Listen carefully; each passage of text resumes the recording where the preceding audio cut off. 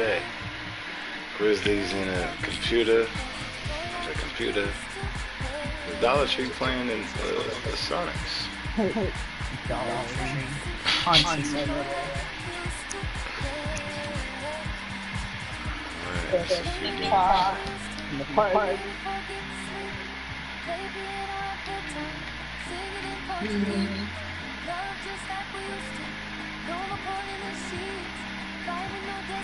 Dollar Tree at the Sonics.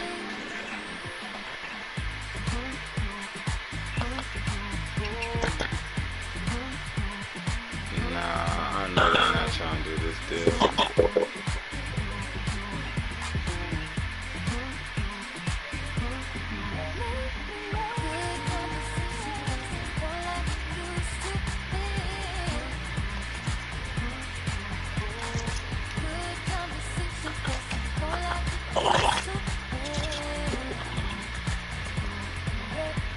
Nope.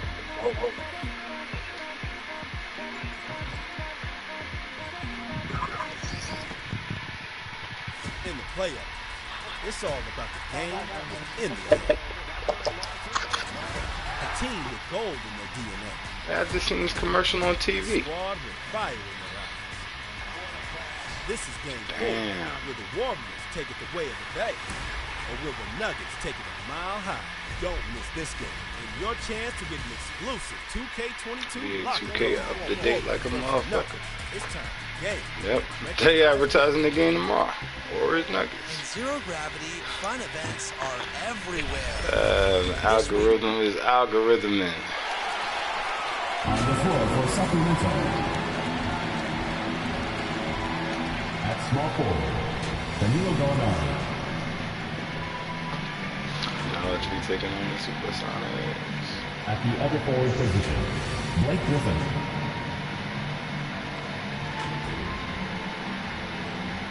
At shooting guard, Kemba Walker.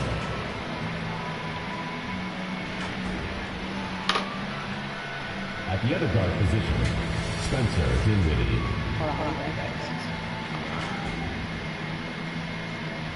At center, Anthony Towns. No foul, Kyrie. Yeah, he mad when you get that foul.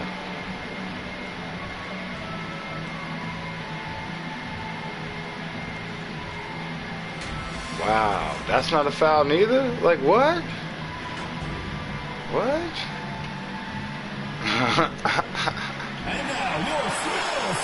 I think the NBA been watching the KBA. They ain't calling none of these fouls.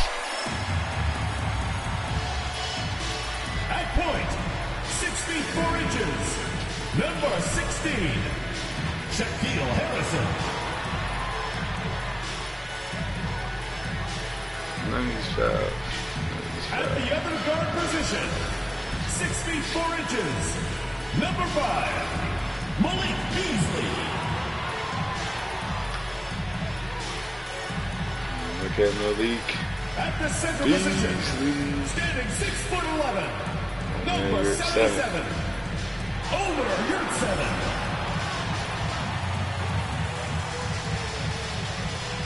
Starting at small forward, standing 6'11", number 45, Lauri Markkanen.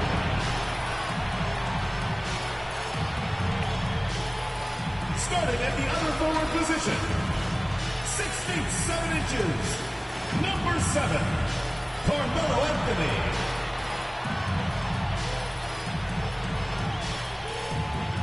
There goes that man, Carmelo Anthony. The head coach of your home team. Let's hear it for your Seattle starters. Mark Dagnavit, coach for the Seattle Supersonics. Hi, everyone, and welcome to the NBA on Thursday night. We're bringing it to you live here on 2K Sports.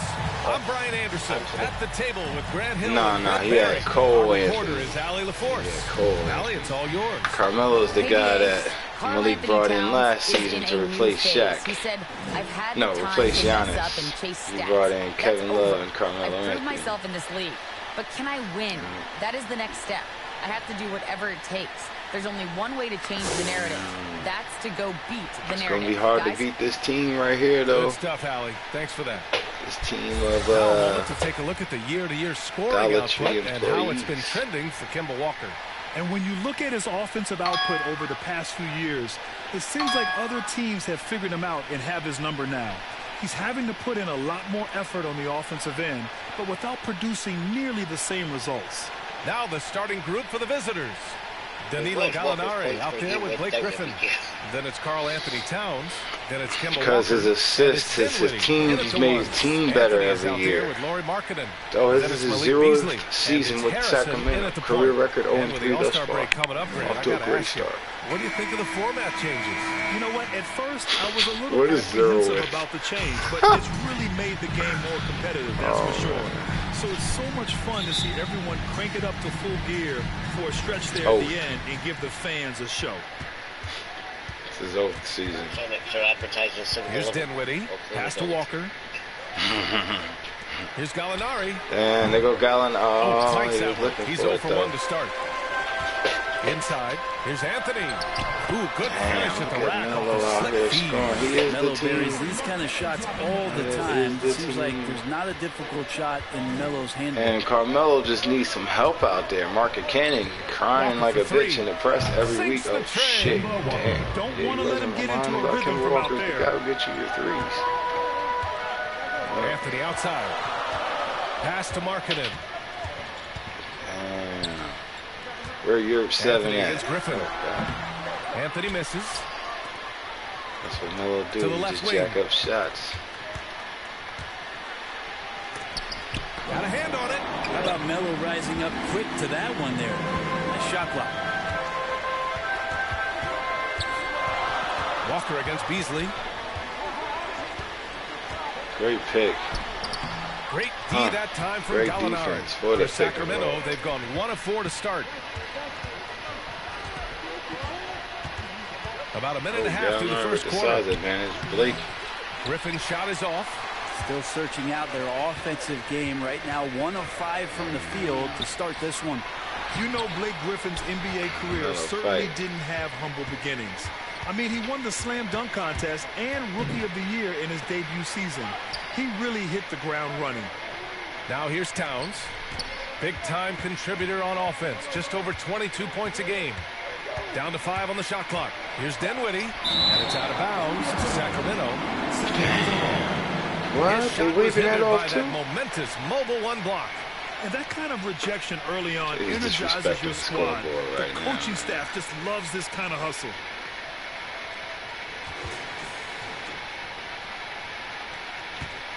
It's kind of funny because Jason Kidd played for, he coaches Dallas, and Steve Nash coaches Brooklyn. And they used to play against each other.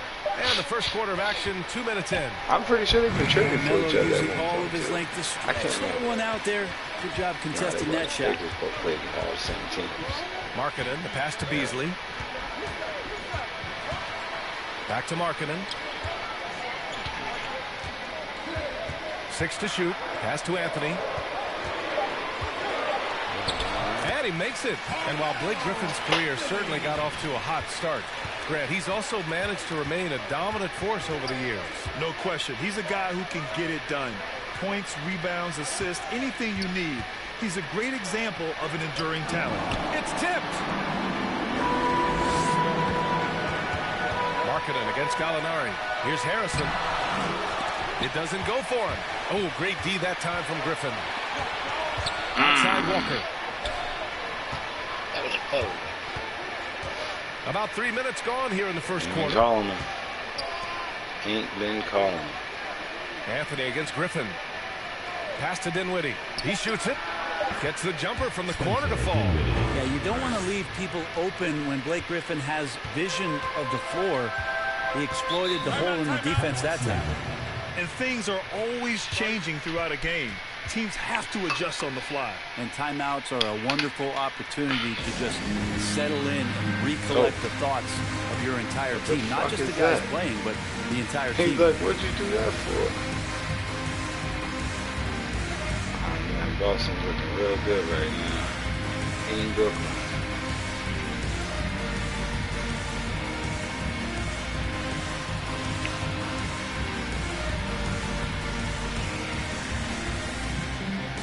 comes all the Sonic players. Yep. And as part of the Get Your Players Back initiative, I'm willing to repeal the trade restrictions on Kyle Lowry and Nurkic so that the proposed trade for Steph Curry can go through.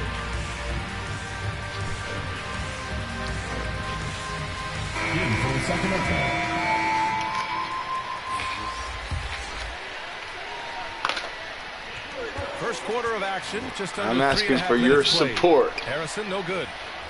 Yep. And Sacramento shooting with just the 22% Get Your Players Back initiative. Looney grabs a miss. For Seattle, It's like the they've gone Superhero over 2 of Registration 7 Act so for far. players. A cold start.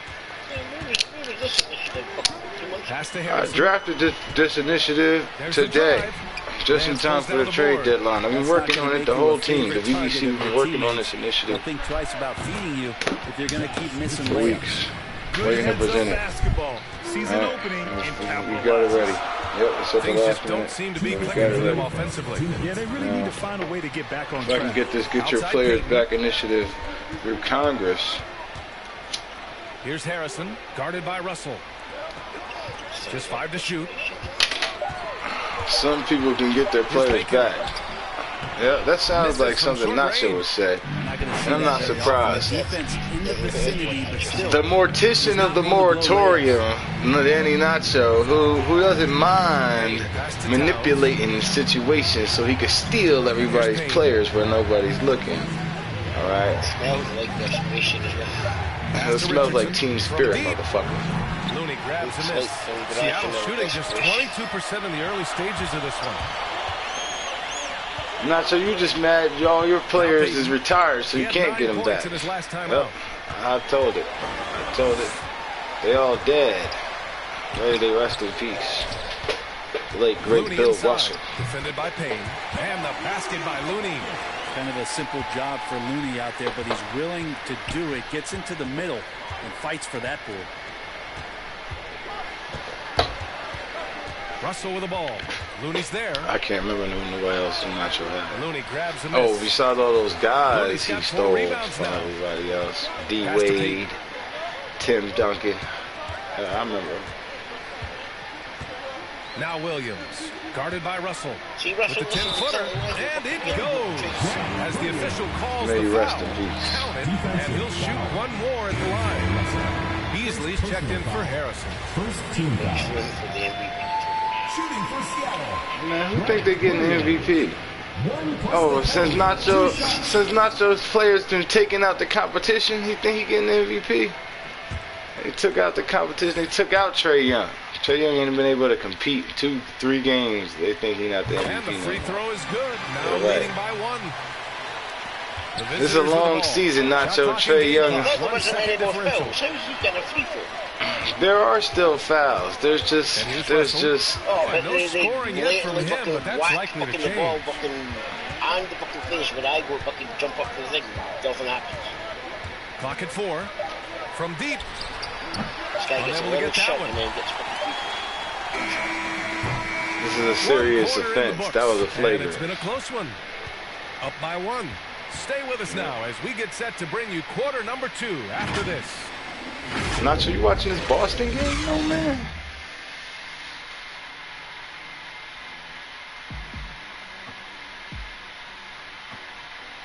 Damn, what was that?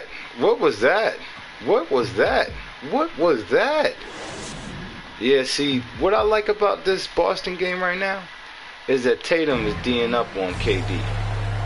And KD's getting very Good action in frustrated. the books as we I get see it back right to now a in that game that's last been play. pretty close so far here.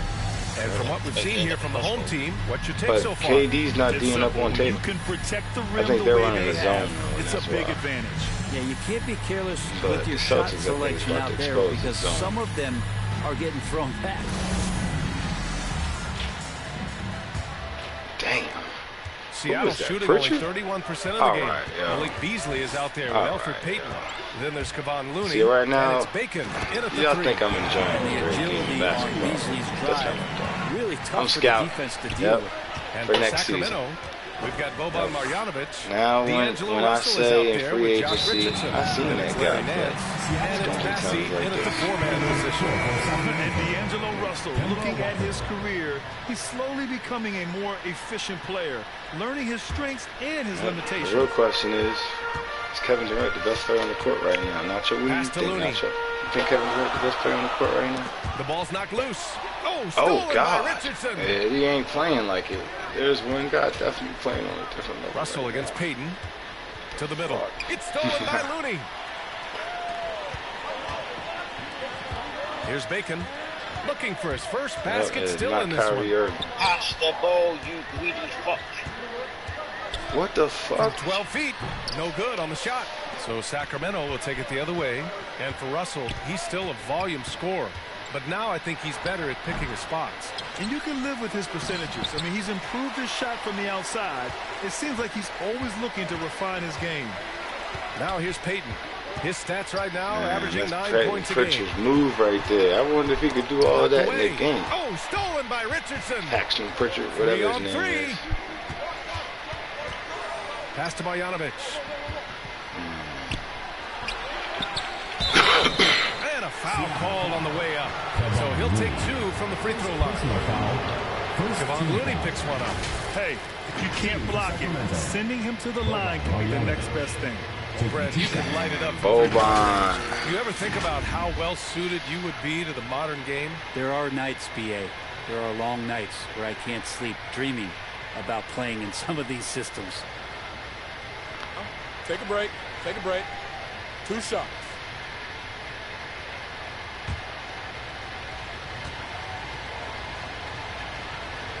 Man, this is a very winnable game. Both teams I'm expecting y'all to come through with this easy dub, man.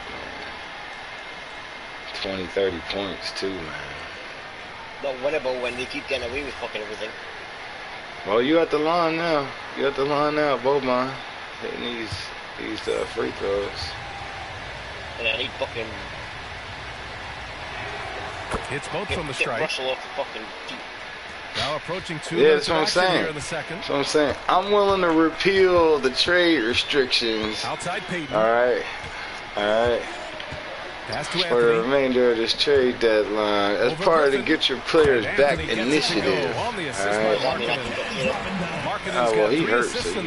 So a mellow special right there, playing in the mid-range. It's pretty much been his home his entire career. Now here's Dinwiddie. He's been a consistent contributor, averaging just over 11 a game. Oh, man, take a look at that one. No. Just a Deathstroke's got healing factor. Beautifully done. He served it up on a platter. Here's Payton. They lead by 1. Extensive as Wolverines and Deadpools. I don't think nobody's as extensive as Deadpools. Just 5 on the clock. Shoots it from the high post. The shot comes out. Look at Boban. Sacramento will take it the other way. Defeated by Washington in their last game. They'll try to put that one behind them. There was just no sense of urgency to hit the offensive glass. They have to be disappointed in the lack of second chance points. Yeah, they were like good college players, one and done. You got to be able to make some noise on the offensive glass and keep possessions alive. They weren't able to do that. Now here's Payton. Well, he hasn't scored yet, but I'm sure that'll change. Champ challenge. Off target from 3-point range. For Sacramento, they've got nothing to go out of 5 attempts so far this quarter. Ooh, Beasley has an open look. It's hauled in by Marjanovic. And Sacramento shooting just 21% from the floor. Up top, Walker. He had a 24-point outing in their last game against Washington.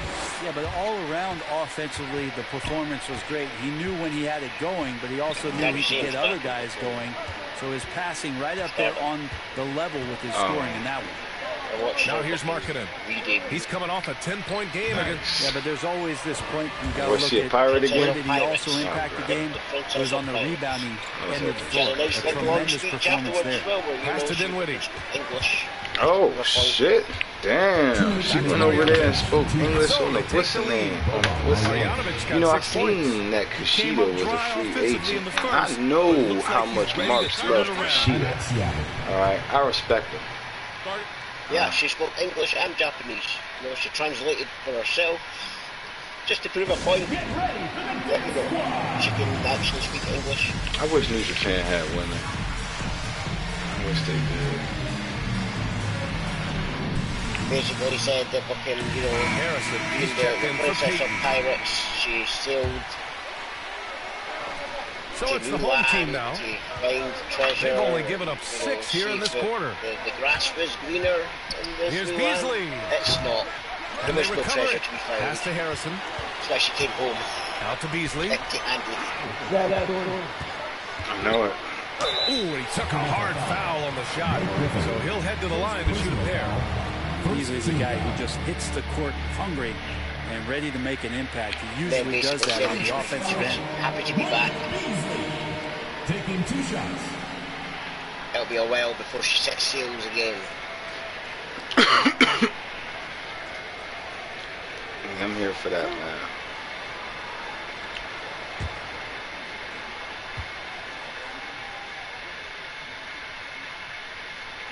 He's off on the first. Williams is checked in for Anthony.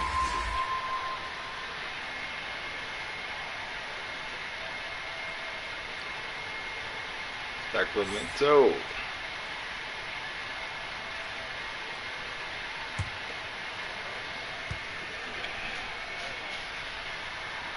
And the second free throw is good. For Sacramento, they've got 2 of 7 attempts to drop since the end of the first quarter. Pass to Griffin. Dinwiddie outside. Now Nance. To the right side.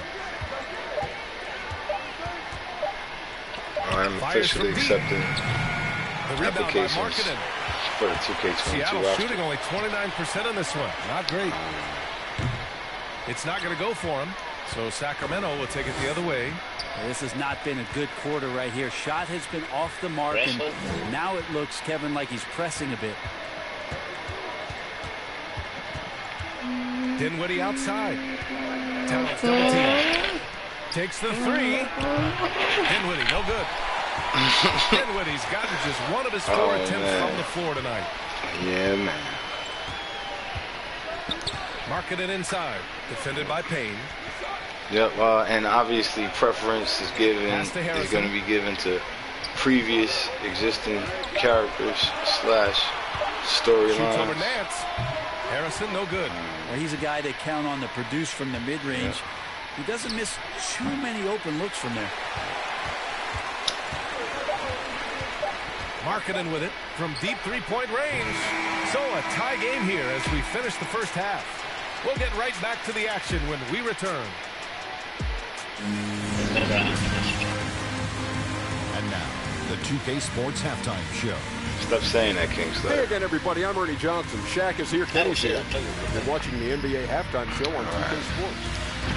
We'll say that Checking out so the Seattle. cows come Kenny, give us your tip. This is what the home fans love. Their squad coming out and putting together strong performance. We'll see a couple individuals stand out. But what really stand out is how where we're going, you don't need Coles. And Shaq, let's get your input on the visiting team. Well, they're just not creating enough scoring opportunities. And they're pretty lucky they're not trailing by 15 right now. They need to play more unselfishly, work for better spacing, go stronger to the basket. Thanks for joining us, folks. We're now just a few minutes away from the start of the third quarter.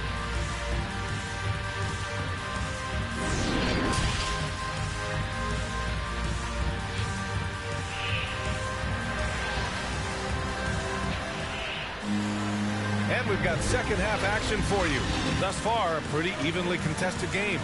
Boy, you got to like what Carmelo Anthony has done in this game. Yeah, he played such a smart first half, maximizing his opportunities offensively. Yeah, I'm thinking back to the first half, and I'm wondering, I do not have the volume shot, on. everything efficient. But I see Carmelo Anthony out We're there. halfway through this one. Plenty of basketball left in a there game goes that's been a that fairly man. even one. They've got Malik Beasley, Lauri Markkanen out there with Carmelo Anthony. And it's Harrison in at the point. That's the group from Mark Dagnall starting the second half. Oh, that's the condensation. And he drops it in from the low post. A great move. I mean, the defense has no response. Well, just ripping through right there as he finds the open spot and gets right through there. High basketball IQ play. Outside Walker. Back to Dinwiddie. No puts up a three. Yes, great play by Walker to set it up. Dinwiddie's got 5. A hard-fought matchup. No, 7 lead they go changes one thus right far. there. Oh, And these Dinwiddie's teams on have him. been sparring from the get-go. Neither Just able a to little ass land the dude. knockout blow. Now here's Anthony. He's got 6.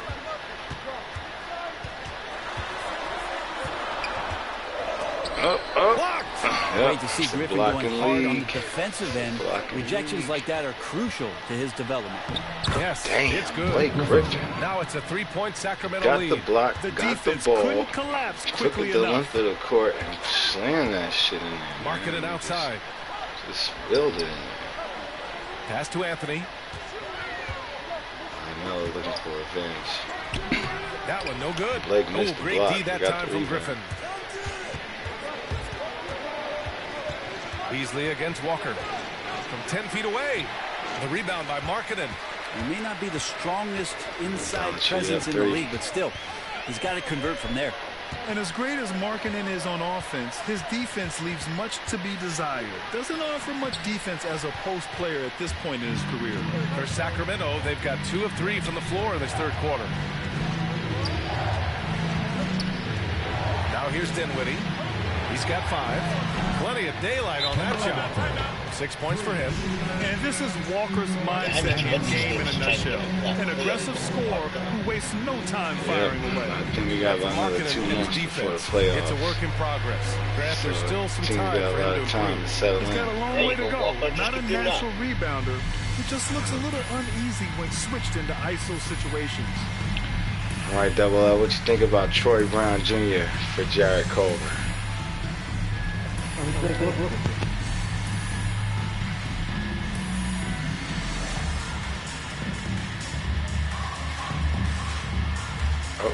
Oh.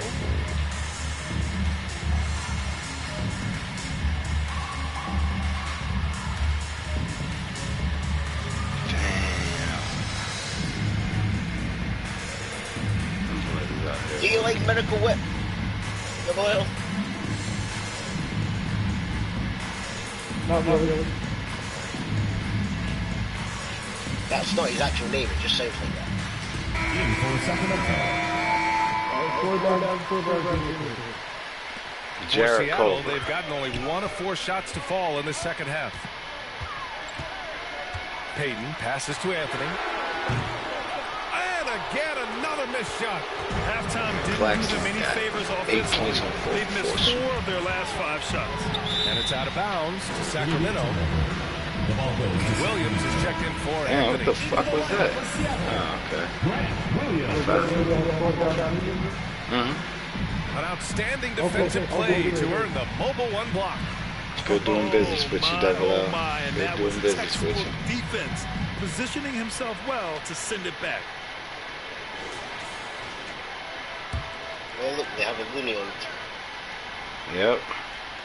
I thought Ben Simmons was supposed to be playing, but he out here looking like Ringo Starr. He got on orange pants, blue and purple varsity jacket, little bomber jacket, and some like shiny orange sunglasses.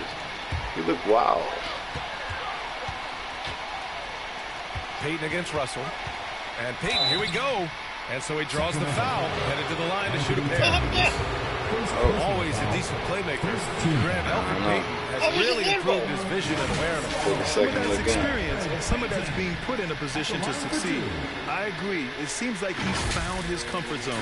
This game's screwing me now. Well, you're up 6. They said it was a foul. Shooting 2. I'm on about before that. Walker had the bucking ball, was bucking about to fucking run, the ref bucking blew the whistle, took the ball off him and gave it to fucking the other team. I didn't see it. And that one misses. Well, we've seen indications of Payton and his all-around game, but we just would want to see the evolution of the shot come along. Just more consistent from the outside. That's the next step. Between 2 incredible teams.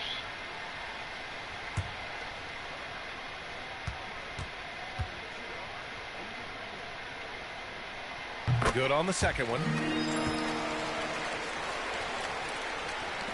Sacramento has gone 4 of 8 from 3. A nice percentage. Oh, shit. I could get a paid sponsorship. Russell, the pass to Walker. To the paint. Shit, look Outside at for that. Russell. Oh, whoa. Shot clock at 5. Bassey, man, taking one too many passes. Oh, shit, never mind. Bassey do something we didn't know. For D'Lo right there. Oh. Real nimble on the inside. Finds an angle. Oh. Pass to Looney. Interesting. Bassey. Here's Bacon, guarded by Richardson. And the kid blank. I told you, he never shoots. Now He Looney. passes the ball. He's been productive, averaging just over 7 points a game. Bacon's shot is good. Can't talk enough about the subtleties in that setup right there. The assist, really the key to that entire sequence. That's Looney. I think that's Looney. Second half here, and we're just over 3.5 minutes into it. Goonie. Here's Russell. The rebound by Payton. Oh. For Seattle, they've got just 2 of 6 in the second half. Driving in. Dang. The shot won't fall. Good D by Richardson.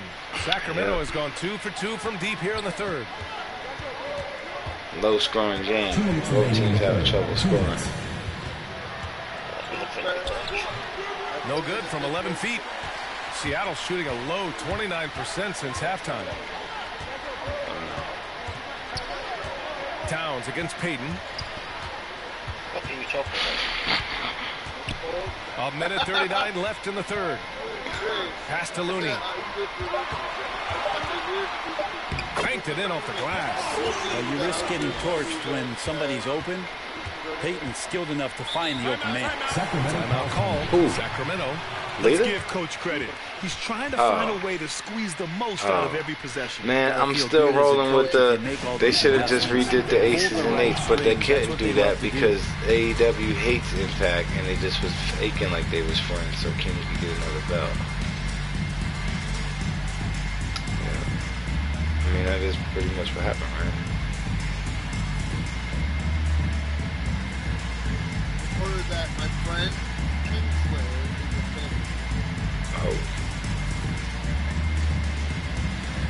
Yeah, I just want to see Leva Bates wrestling, man. For me, she's one of the best women in AEW. She's like, I mean, when AEW started, for me, she was the best woman in AEW. But she didn't even wrestle.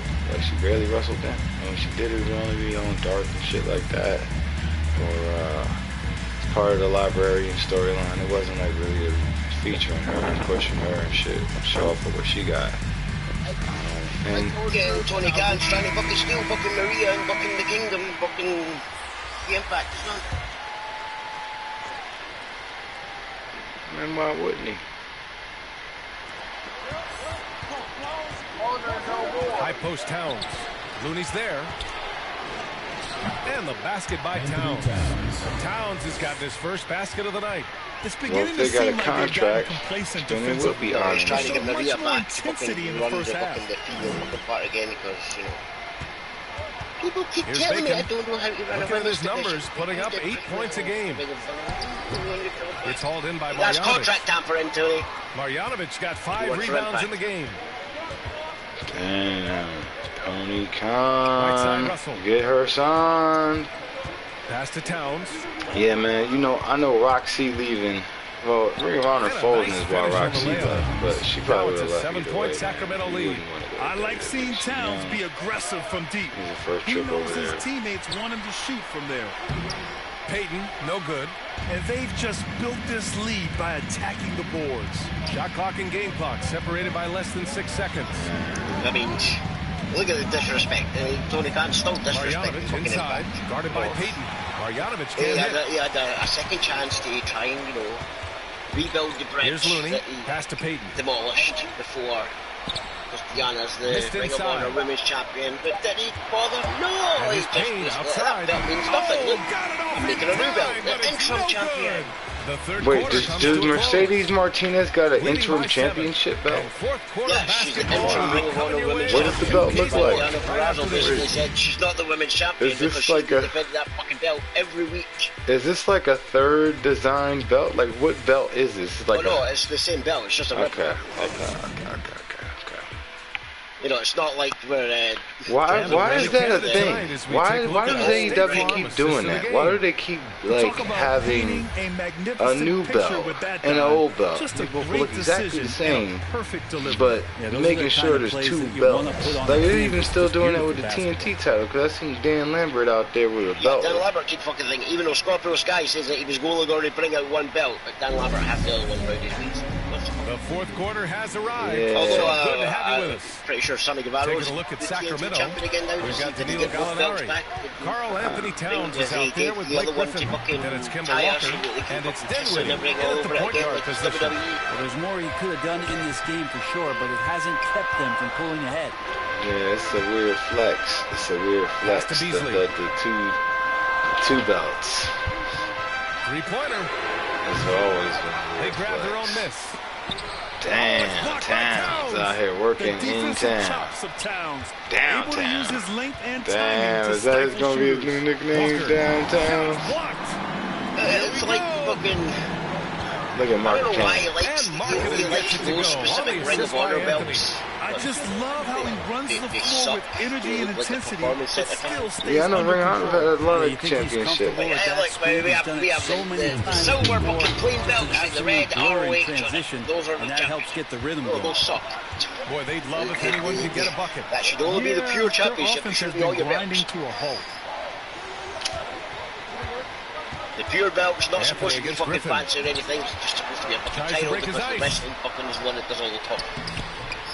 Great positioning on the putback. Man, Just I'm one trying to made think basket though, again man. here in the fourth, but it's a big one.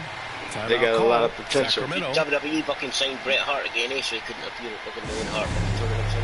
Oh, I didn't know that. I did not know that. A moment Yep, to the hear moment from they Alan realized the the fucking Force. wait a minute. During that break, They fired Sacramento's coach Tully had some the words for his FTR, team. so He they said to his get players, Brett, you yeah, may want to oh, get comfortable Brett, with this lead, but we can't afford that. Here's a That's when we get into legend trouble. Just keep executing the game plan and trust in one I'm another. gonna- All right, appreciate it, Allie. Here's Towns.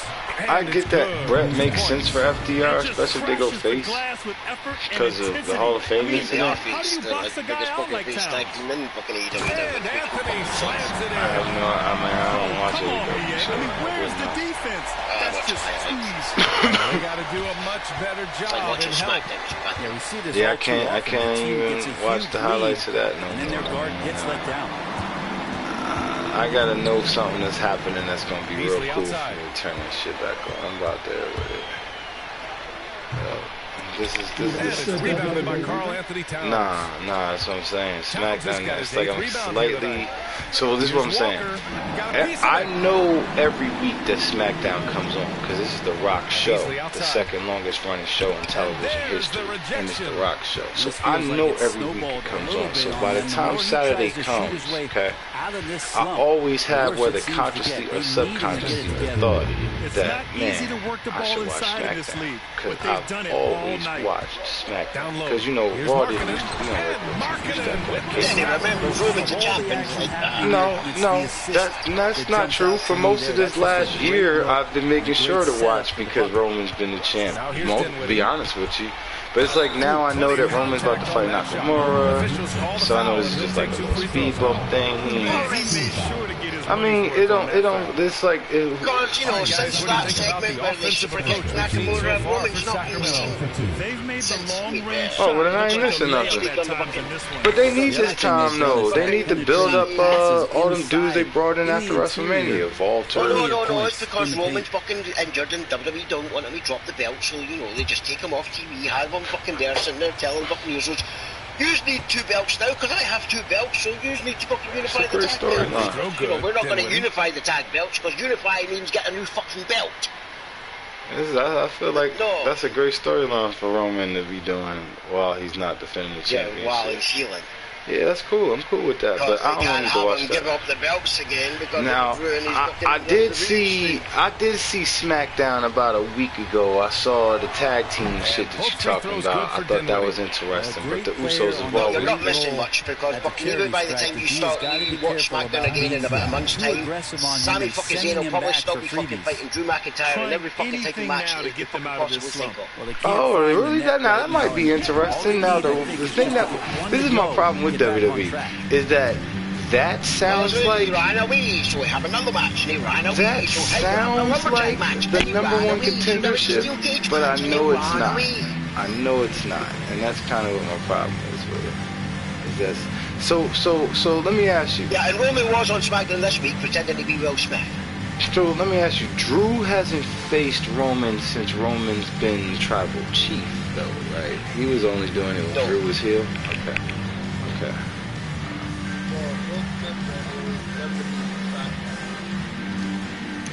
It's still a smack. Sami Zayn went to Roman because he was trying to get out of the fucking Drew McIntyre match, and sat there, went to fucking Roman. On the highlight I watched, you see Roman's like, I acknowledge you. You're the tribal chief. You're the fucking leader of the fucking locker room. He's like, I'm just asking for a favour. And now a moment to present. Drew's been going round bad mouthing you and everything. Carl Anthony Towns. And it's easy to see why they keep getting it to him. He keeps getting after it on the offensive end, putting in that work. He's been getting good looks and shooting the ball efficiently all night. I'm telling you, the added pressure of the road really brings out the best of him. You can tell he enjoyed playing so well in front of an unfriendly crowd. Tell him to make sure that they keep my name out of their mouths. You're making me want to watch this shit. That's all he did. Since he won those belts, the only fucking relevant thing he's done. Oh, that sounds great though, man. He stole something else for the Oscars. That's all WWE knows now. Steal everybody else. Here's Harrison. He's covered by Dinwiddie. Pass to Anthony. And then Sami Zayn ran away from the lumberjack match. Guess what? Surprise, surprise. He's fighting Drew again. Next week, steel cage match. First time you can't run away. It's like, oh no, he'll get disqualified somehow in a steel cage, because, you know, he's changing rules whenever he's won. 2 minutes remaining in the game. No rope breaks in a street fight, but, you know, you can pick people in the rope, the ref will stop counting. Doesn't go for it. Why? Given his range, you'd expect him to capitalize on that opening. Here's Mark Markkanen. Cannon. Markkanen with the stuff. Them boys trying to come back, but they way too far behind, man. They even get it off, man. Way too far behind. Malik working the ball around. Yeah, I seen that CM Punk fought Dustin Rhodes, and I heard that CM Punk almost killed Penta. So I get to fight Dustin, the safe match to do after that. Make sure I'm going Markkanen against Gallinari. Safest match you can And get. now he's fighting Hangman. Doesn't go that time. So Sacramento Wait. Why Adam Cole not fighting? Adam Cole lost to Hangman? Because Adam Cole already fought Hangman twice for the fucking belts. Outside Gallinari. You know, that's why they were complaining that on, what was it, Good Friday? You know, the Easter holiday, the Catholic fucking thing, the fucking Jesus thing. The crown of Hangman Jesus. stuck a fucking barbed wire fucking crown on Adam Cole's head and drove him through a fucking table. Second chance effort. He had the barbed wire wrapped around his fucking arm, put it on his head, and then fucking just fell over. He was calling him Jesus Christ. Love the hustle. Adam Cole does look like Jesus Christ, though. We always thought that. Pass to Anthony. Yep. Over Griffin. Griffin pulls down the board. Next started bitching and complaining again that we're going to tune into AEW. Handles that kind of defense, especially on the inside. No, they were mocking Jesus Christ. Difference between the shot clock and game clock. Especially on the Easter holidays. Back to Walker. From Who fucking cares? It's not like you fucking pushed the boulder in front of him. At this point, so I would have done it. If you really want to fucking mock him, you lock him in the fucking locker room and push the boulder in front of the door. Start thinking about the next one. Wow, they should never give up that shot. Three-pointer off the mark. They fucked it up. They fucked it all the way up. The visiting club takes the win on the road. This was a hard-fought, well-earned victory for them. Downtowns with the victory for the Dollar Tree, taking out the All-Star, the 11th-time All-Star Carmelo Anthony. Such a hostile environment, but they stood tall and got the win. All right, let's send it down to Allie LaForce, who's with our player of the game. Melo's gonna have a young core next Carl season. Anthony Towns. Carl, congratulations on the victory. What was key in getting the win here tonight? I mean, we played like we wanted it more. You know, we came out here and we just did a lot of great defensive stops. It wasn't offensive. With a double-double. We did a great job. We got the 50-50 balls, put us in a nice position. We can see and feel that desperation. Congrats on the win. Oh. Allie, thank you as always. Well, folks, that's going to do it for now. For Brent Berry, Allie LaForce, and Grant Hill, this is Brian Anderson thanking you for tuning in. So long and good night, everyone.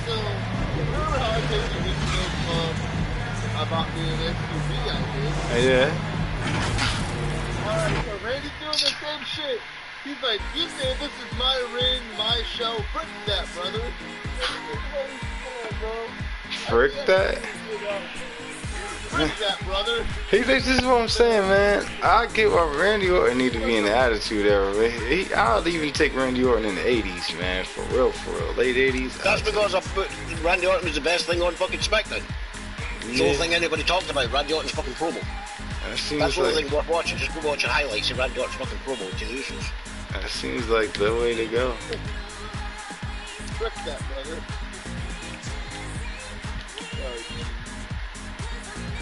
Oh shit. Yep. It's cause he was high, Blank. Wait a minute, I thought that thing said the end of the day's games. This ain't the end of the day's games. No, it's the end. So have they extended the trade deadline for 19 days? Is that happening in March? I think under the new Get Your Players Back initiative, alright, we can make some Yeah, I'm not voting for that. That doesn't help me. I mean, it would help Decker, so that's the only reason I am going to vote for it. But, you know, you could have had this initiative booking like a month ago. I had to start my own booking initiative and get my own players back. So wait, am I losing a Coleman, or? You should never have had them to fucking lose in the first place, Blank.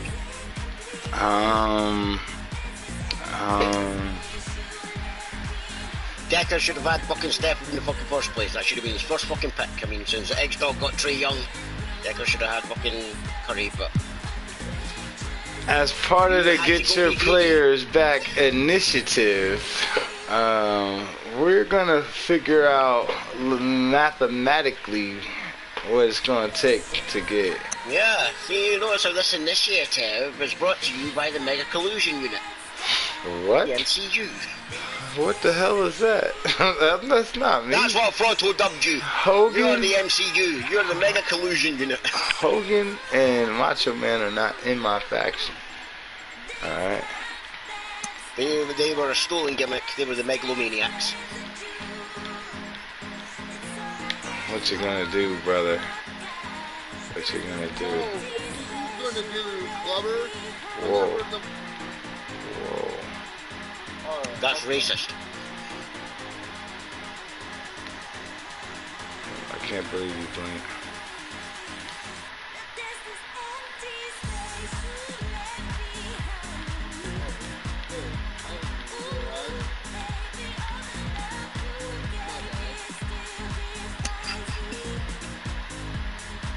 Oh, shit. You know, I didn't really think about it. I was just trying to be funny. My bad.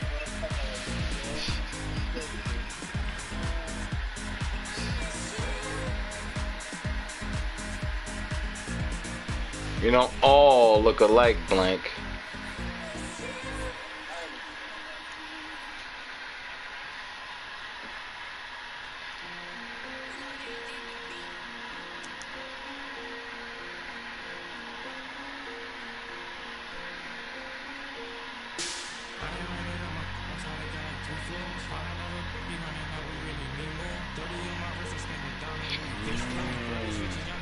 They ready. They ready. KBA Sports welcomes you to the following presentation of the NBA.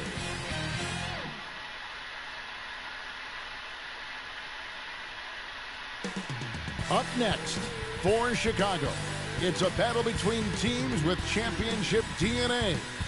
They will have the home crowd behind them in what is sure to be a clash of titans. We'll be right back after this. We are live. It's a Thursday night presentation here on 2K Sports with Hall of Famer Doris Burke and Greg Anthony. This is Kevin Harlan. So is Caron Butler. And here at the midway point of the season, the perfect time to check out the rookie rankings. Who will be the NBA Rookie of the Year? What do you mean? Did Caron Butler hit an outbreak on somebody? Well, he's shown he's a force as we move along in the meat of the season. He's sitting pretty at that #1 spot now, and it's his race to lose. This is just a special player. No question he should be favored for the Rookie of the Year award at this point. I'll tell you, it's one of the brightest starts to a career that I can remember. He's certainly well positioned for that award. Look at the Channing Tatum big heads in the crowd. Channing Tatum, a big deal around here. One of the owners of the team. He said it's because I can't really run fast. That's my only option. When I have the ball, I just look for defensive mistakes. Being a little bit slower gives my teammates a chance to back cut, Bob. I'm just playing in my comfort zone. Kevin? He is definitely letting the play develop, DA. Thank you. Not every team has the personnel, Greg, to work the ball through the post, but that's what we're going to see plenty of tonight. And it can really add a dimension to your offense, Kevin, especially if you're able to pass out of double teams and hit guys who are open for shots. Let's check out Toronto's starting lineup. Aaron Gordon out there with Jonas Valanciunas. Then there's LaMelo Ball. Then it's Jay Crowder, and it's Fournier in at the 2. And for Chicago, we've got Murray. He's out there with Cunningham. Anunoby out there with Jokic. And it's Okeke in at the power forward position. Fournier's shot is off. And so it's Jokic with it. He brings it up for Chicago. Over in the corner, Cunningham. Back to Jokic. First shot, first basket. He's out of the blocks fast. Plays it sounds like he knows that Mickey Mouse is racist and he doesn't want to fucking mention it. Adds character to the identity of this team. Kept it now, quiet. Here's Ball. He's a guy we see deliver on a nightly basis, averaging about 24.5 points but a you game. just... Here we go. And it's Toronto with the rebound. You just told him that your stepmom and your little brothers love Mickey Mouse, and he said Mickey Mouse is forever, and you said it's a cult. What? It shows a maturity beyond his years. Here's Murray following the score by Aaron Gordon. It's stolen by Valanciunas. In the corner, Crowder with it.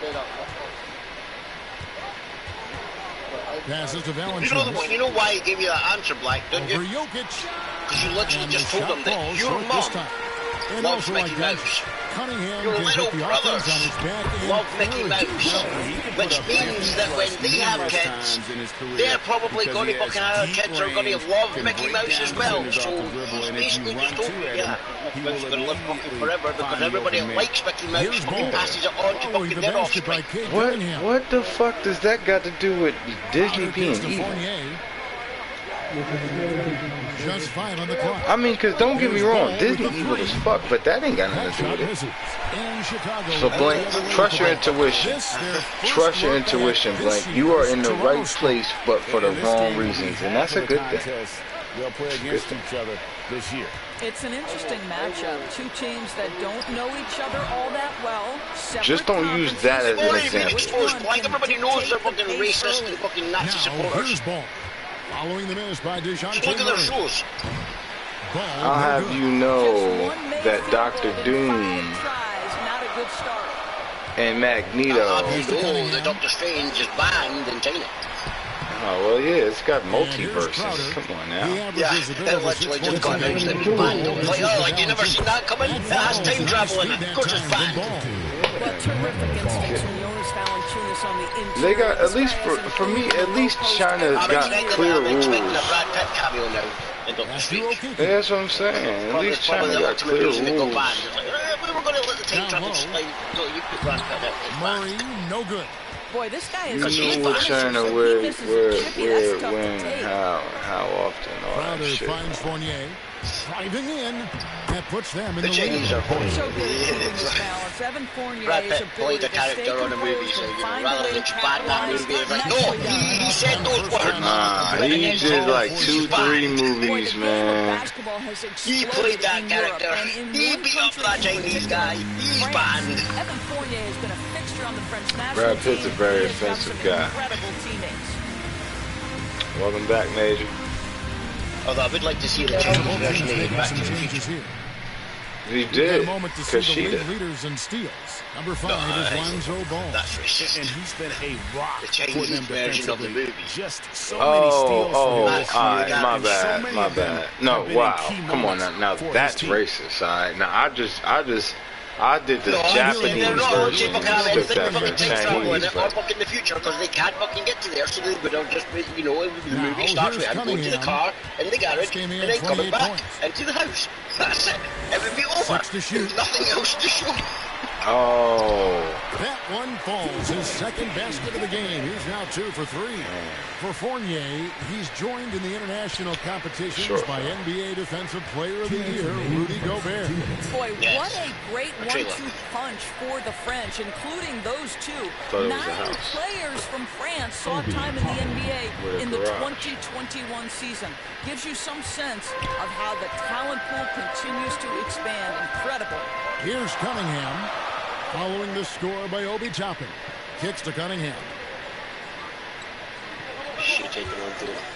Here's Mann. He's playing a pretty big role for him at the offensive end, averaging about 12.5 points a game. So did LaMelo Ball. Wow. It's Martin on the wing. With the ball. Guarded by McGee. Damn. McGee with the Come on, Blank. Man.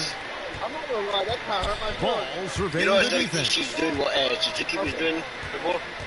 Thank God. 104 left in the first quarter. Welcome back. To the inside.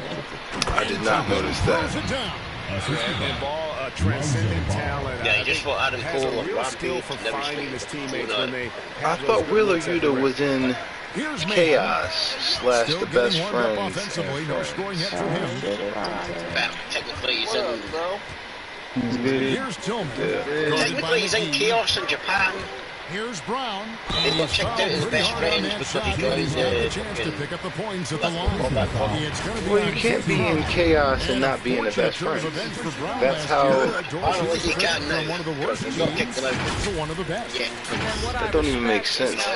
If there's a party Chaos in fucking Japan, how defensive-minded a guard this guy is, but he's also willing to fit perfectly around stars. He finds a way to do all the dirty work and make himself effective. For the alley-oop, though. No, what he said after the game, they said... Free throw good for Brown. Rashawn Holmes, he's checked in for Toronto. He said, fuck it up. He definitely getting fined. Oh, man. Live on TNT. He doesn't sound like that. Yeah, he does. He was macked up on the game. He definitely sounded like that. No, you're right, King Sir. He don't talk like, he don't sound like that. He ain't never cursed before.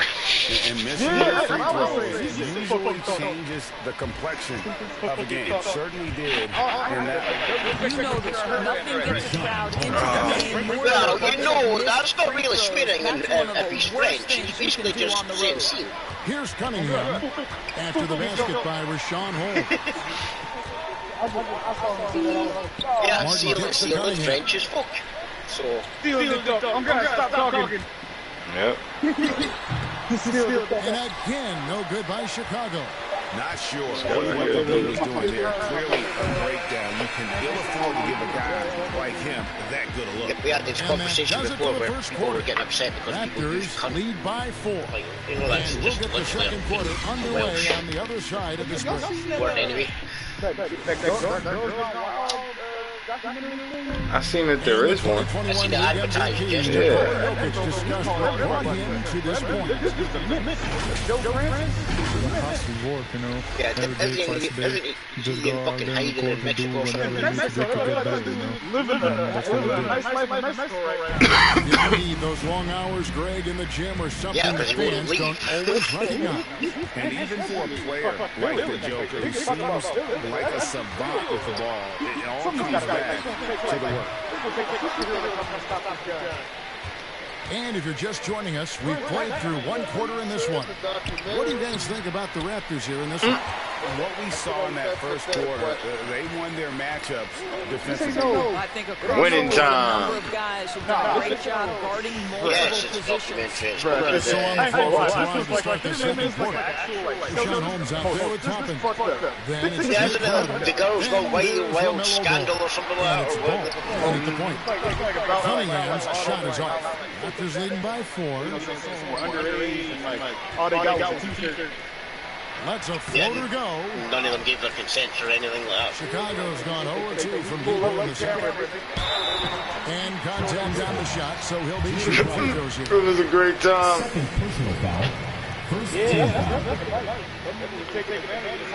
And let's get your take, guys, on the scoring breakdown for the Raptors. No, that's the thing I got a problem with. Now, exploiting them on infomercials and shit, I really don't got a problem with that, you know? You can not show your tits. First free throw is good. So both teams changing it up here. Yeah, now all that rape shit, I ain't fucking with all that. They caught him 2020, like choking this girl out. Like, what? He needs to stop. In Mexico, bro. In Mexico. Yep. Need to send in and so Cunningham nails both of them. You want to contest this guy's shot, but you absolutely don't want to send him to the line. He will make you pay. Animal Kingdom comes back for the last season in June. Oh, nice, man. They need to come back. What you mean the last season, man? Yeah, it's the last season. Shot clock at 5. Toronto needs to get off the shot. Offensive rebound. Valanciunas lays it up off the glass. That's 10 straight points in the paint. The defense, nowhere to be found. They said June 19th, the last season. Murray, the pass to Cunningham. Smurf dead. Inside. Jokic, no good. Toronto leading by 4. Outside Fournier. Outside Gordon. Murray against Ball.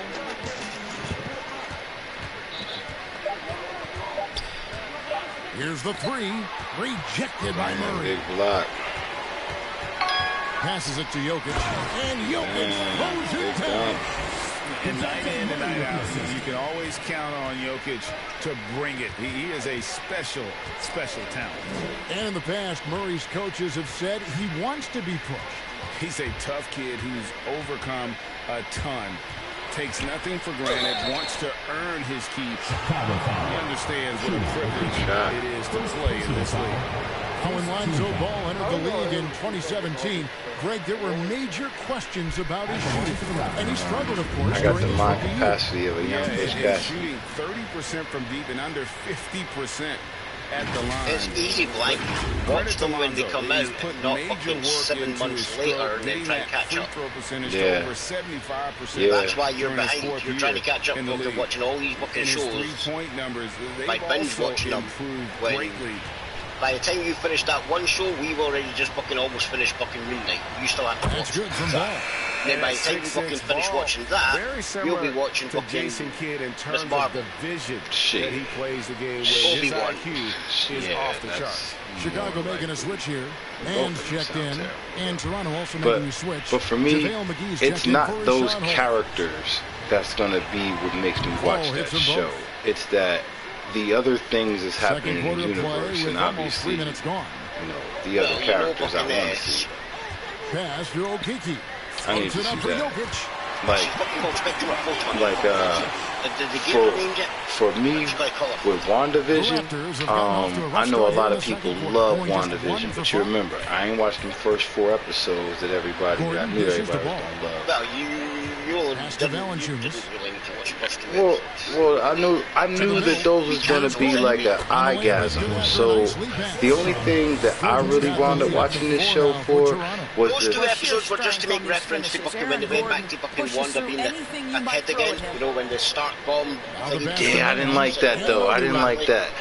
So that's all it was. That's what I'm saying though. Oh right, so that's all the fucking the TV show she watched as a kid. So she basically just reproduce that's to the their own little thing. That's why the first 2 episodes don't really count. And for like a viewer, especially a casual viewer who's watching something like this for the first time ever or something like that, you know, to me that's like, alright, well the director got to get his nut off real quick by he was able to do an I Love Lucy episode on a Disney show, so he had the budget to do everything exactly the way he would want to.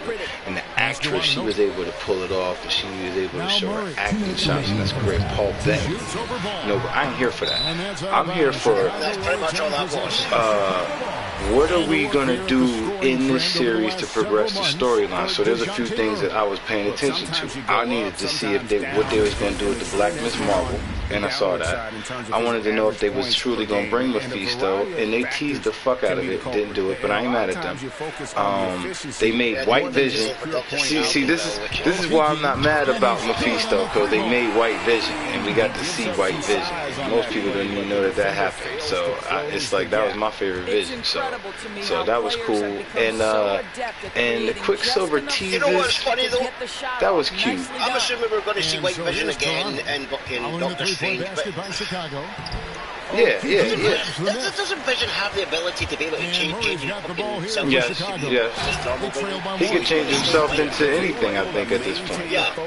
So he's just going to stay white until I think that's reunited with Wanda. Our storyline, but see, this is what I'm saying. Like, so I gotta look at the MCU like it's its own. Because we know that technically White Vision is now just Vision.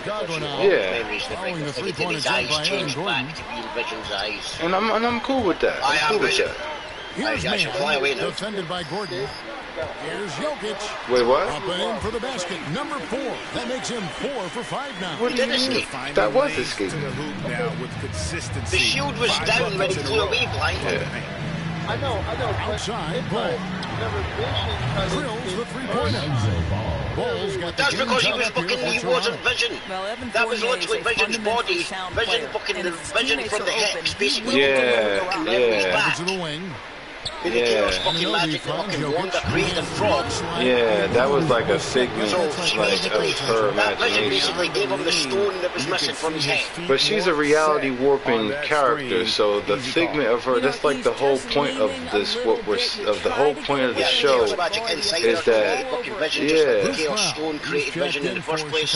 Yeah, and it created all them episodes, like they was trying to show you that Wanda's got an immense amount of power, and the same way she made Vision manifest. Yeah, and she's always had that power. Yeah, and the same way she made Vision manifest, she made Quicksilver. I'm thinking, wasn't it Quicksilver? Didn't she make that happen too? Or was that Agatha all along? I thought Agatha was just manipulating her to do it.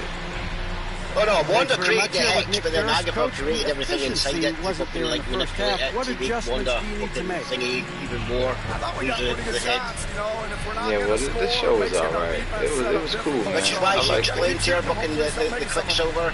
You can't score until you shoot, Coach. Thanks. It was hard to try and fucking bring her body back from fucking dead, especially when that body's halfway across just after halftime to get the third quarter started. World and another fucking wherever the fucking buried them. Yeah, that shit was cool though, man. And but to answer your original question, it's mostly because I don't watch none of this shit twice. And like you just heard, we try to keep on top of these things so that way we ain't falling behind on them. But at the same time, like King Sarah recommended the 61st Street or 61st or something like that to me about a dozen times. And I am not about to start a new series. I don't give a fuck who in it. I mean, it's gonna take like Jack's coming back for me to start a new series because, like, you know. It is great. Hell yeah, are you fucking kidding me? Man, listen, if I'm already watching it, I'm on top of it. Alright, Fear the Walking Dead, all that shit, man. I'm on top of it. You watch Dead in the Sea? Yeah, I seen that, man. I seen that. There's some obvious continuity issues with that, because how is somebody a zombie on the thing? Why does this season 1 episode 1? This is the backstory. Yeah, and I thought, yeah, that's it. Yeah, I figured that though. I figured it was a little quick movie and shit. You know? Yeah, they did that before.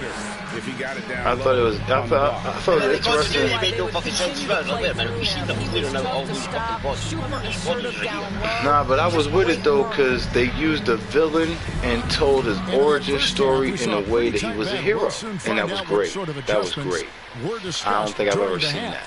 Like I've seen him force things. Yeah, they got manipulated into fucking being the bad guy because of fucking. Yeah, I thought that was a bit much though. Like, what's the chances of that? Like, you finally make it all. Well, whatever. I don't want to spoil it for everybody. They didn't even bother moving after that. They sat there on the same fucking beach for fucking clearly weeks because they made a lot of fucking tent in the ring and then fucking washed his face showed up. Like, did you just put that phone down and decide to bury the fucking phone and not even bother going and looking anymore? Just sat on that beach. Villain meets super villain. I can't believe so that right there, and this is what you know, because that's a comic book too that changed their universe a little bit.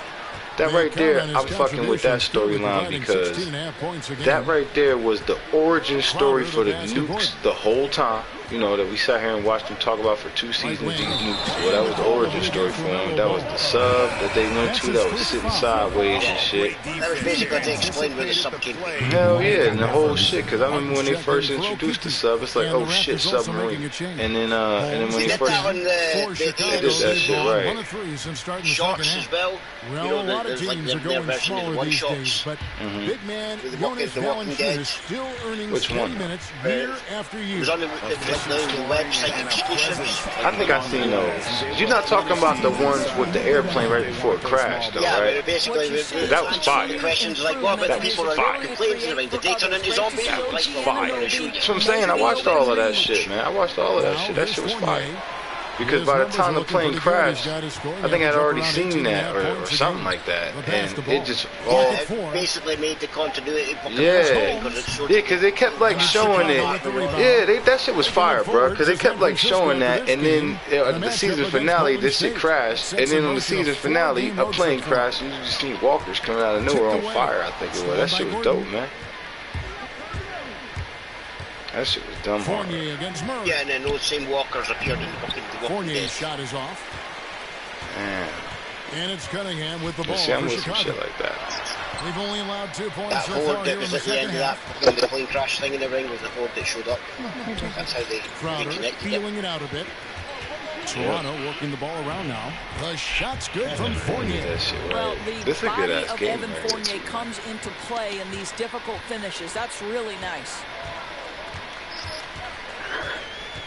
Like the one in space as well. And it's Murray with the jam. Just the kind of play they need in a game this close. You know, that's the kind of aggression they want from their floor leader. Boy, and not just the aggression, the ability to get to the rim, but how that's the other thing. Like I said, I only watch these shits once, so and a little bit of if they ain't really make an impression, I would not remember. Yeah, they made an impression. And as the coaches go to the clipboard to outline this is also why I'm not mad that I waited as long as I did to watch Game of Thrones, because I basically remember that shit like it was down there yesterday. Fresh all the way to the final whistle. And Kevin, it really is. And every one of these players. Whereas we start talking about Sons of Anarchy right now, motherfuckers start talking about some shit that happened in season 3. I ain't even remember like I seen. Especially towards the end of games when the physical. You remember that time that Opie did this? I'm like, yeah. His wife got shot. I remember when his wife got shot. I remember when he got killed. Like, I remember that. But, like, those are huge, significant moments. Do I remember the time Opie paid that stripper off for blowing the other guy? Nope. I don't know that. Gonna torture you. Kick your eye. Man. Both teams deciding to change it up. I wonder who missed an attack. And now we're 3 minutes into the third quarter of play. The Young Bucks. Now here's Cunningham, guarded closer. FTR winning more belts.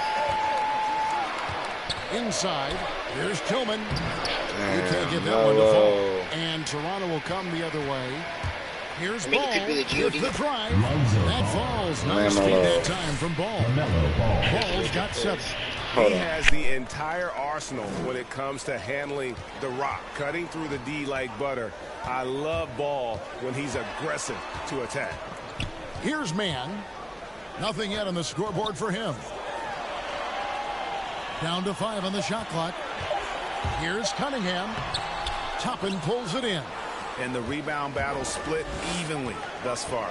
Here's Ball. And he uses the glass on the layup. Now it's a 4-point Raptor lead. And it's coming easy for them right now. 5 baskets in a row in the paint. Here's Mann. He's covered by Ball. Martin the pass to Brown. Here's Mann. Kicks it to Cunningham. With some arc. And the rejection by Holmes. Down low. And Ball slams it in. Just rubbing it in their faces with that dunk. He is never going to take his foot off the pedal. Well, you love that he wants to wear out the defense. What a catalyst for his team. Incredible. Now, here's Brown. Taking a look at the scoring numbers. Right now, he averages about 9 points a game. Mark Brown trying to free himself up. Good on that shot, and with that, the Toronto lead is cut down to just 4 points for the bucket from Martin. That's the kind of aggressive and assertive play they need as we get closer and closer to crunch time. Here's Ball, and Ball slams it in. That's a finish he'll be bragging about for a while. As he should. Very impressive. How about that from your point guard, gentlemen? Playing big at the rim. Okay. And now Ball pushing it up. No one back to stop him. For Chicago, they've gone a somewhat subpar 4 of 10 on their shots in the second half so far. A floater. Good work defensively by Holmes. Nothing seems to be going his way this quarter. Well, not at the offensive end, certainly. He cannot buy a bucket right now. No good on the shot. A bit long that time. Over in the corner, Cunningham. His 3-pointers off the mark. And that's going to do it for the third quarter. The Raptors out in front as they wrap up the third quarter on a 14-6 run. And we'll have the start of the fourth quarter for you as soon as we get back from this short break.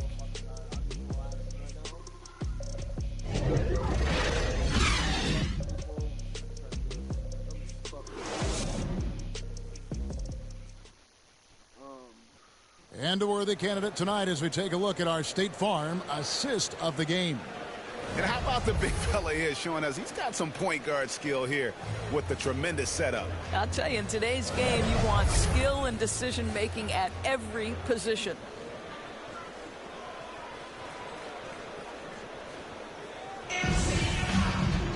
Well, what a terrific game it's been so far, with this fourth quarter sure to bring more pressure-packed basketball. Setting the floor for the Raptors. Jonas Valanciunas is out there with Jay Crouch. Then it's Ball. Then it's Ball. And it's McGee in its center. Personal foul. First team foul. Into the lineup for the Raptors. How about that strong defensive performance for this half's Mobile One block? And this is how you protect and grow a lead, by making a huge effort on that end of the floor. On defense, Chicago. 6-point game. Fournier passes to Valanciunas. Chicago foul. Trey. And the Raptors making a change here. Foul. Gordon's checked in. Team foul. Checking in for Toronto, Aaron Gordon.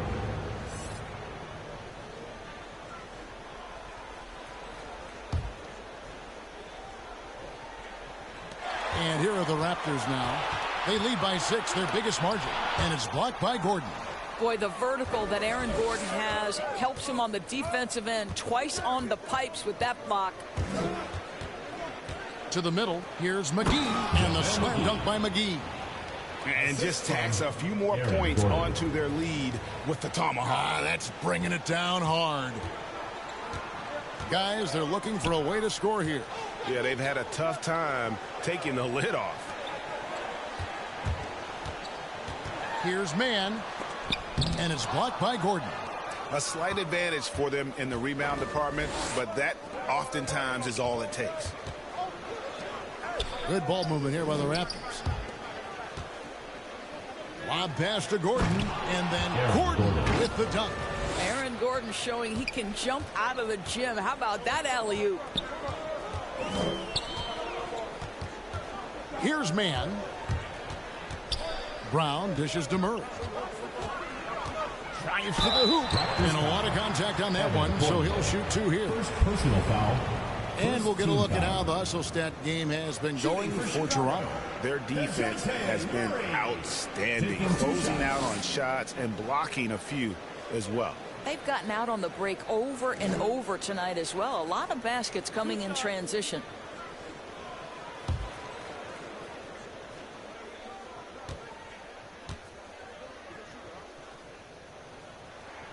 And that one misses. Wow. What, did he have something in his eye on that shot? Maybe.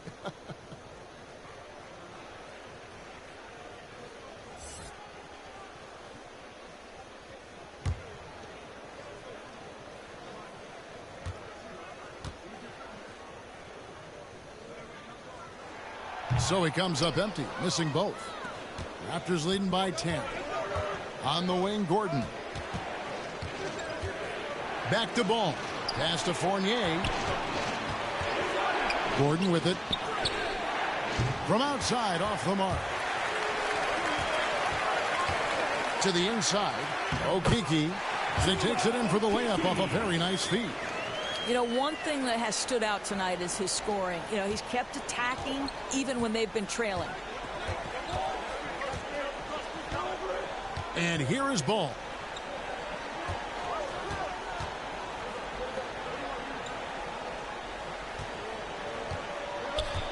Just 5 to shoot. Here's Valanciunas. And there's the bucket. Staying with it on the offensive glass, getting it done. Valanciunas has got the lead up to 10 now for the Raptors. Down low, stolen by McGee. Knocked away. They get it back. Valanciunas, good. Valanciunas has got 4 points in the quarter. The edge on the glass is the difference. It's allowed them to build this lead. Chicago calls timeout. Well, it's been an express lane to the rim. Coach can't be happy about that. Well, poor rotations, poor communication. There's a lot to figure out right now.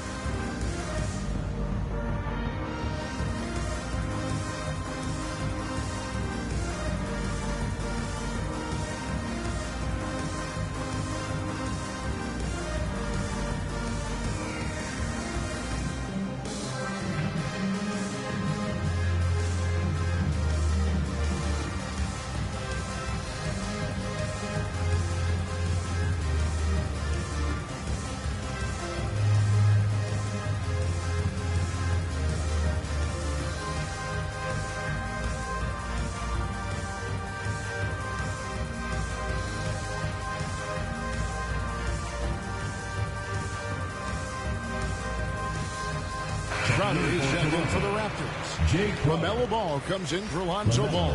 Now let's go to the sideline and catch up with our Hall of Famer, David Aldridge. Thanks, guys. I was able to hear Eric Spoelstra coaching the team during the break. The focus of his speech was hustle. He told his players, those guys are going to come at us. We have to match their intensity, and we have to play with a great deal of energy. We're all in here, fellas. Kevin? Thank you, David. And the Raptors with the ball after Chicago picking up a basket just moments ago. You know, put a rough first half behind him. He's absolutely crushing it here in the second. Chicago trails by 12. Inside, it's stolen by Valanciunas. Pass to Fournier. Back to Ball. Valanciunas inside. Jokic defended. Count that one. Well, not to be denied, right? Jonas Valanciunas takes a hit and still finishes through contact. And there's the pass to Jokic. Solid play in the low block, and that one's good.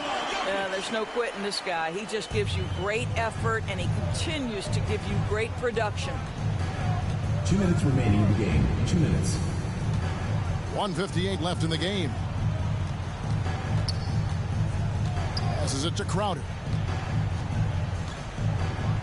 And Valanciunas kicks the ball. Takes a three. Okeke grabs the miss. Okeke's got his 4th rebound in this one. Murray against Ball. Murray the pass to Jokic. The shot that time, not on target. Nice D from Valanciunas. Ball against Murray. Ball kicks to Fournier. And he gets it back. To the paint. Here's Valanciunas. It's good. Now he's shooting 6 for 7. And so only one team answered the bell tonight, guys. Not a monster blowout by any means, but still a double-digit victory for the Raptors. 2 great rebounding teams. And these guys worked just a little bit harder tonight, and that was the edge they needed. And for the year now, they'll ramp up their win total to an even 40. And with the win approaching, they'll take the first game here of 2 that they'll play against this team. Nice to get that first one out of the way and set the tone. And beyond the actual result of this game, fans are going to look back and see this was just a monstrous performance for Valanciunas. This guy has been shot-making all night long. He commands the rock and takes over. We've got a 9-second difference between the shot clock and the game clock. Charity stripe shot, and Paul with the block. And Jokic throws it down. There's 18 seconds left in the 4th quarter. Outside Fournier. I'm still here, good boy. And so Toronto takes this one, but by a big margin. A solid win on the road for them. This building was dead silent by the time, GA, this one wound down. And that's what you want to do. Take the crowd out of it by crunch time. Don't give them any chance to lift their team up at the finish. And a chance now to send it over to David Aldridge, standing by courtside. David. Thanks, Kevin. Jonas, you have a lot on you in terms of patrolling the paint. How do you think you're doing? I feel good. You know, there is a better game, there is a worse game, but, you know, I'm bringing energy every game. I'm fighting, and my job is to take rebounds, set a screens. I'm doing that job.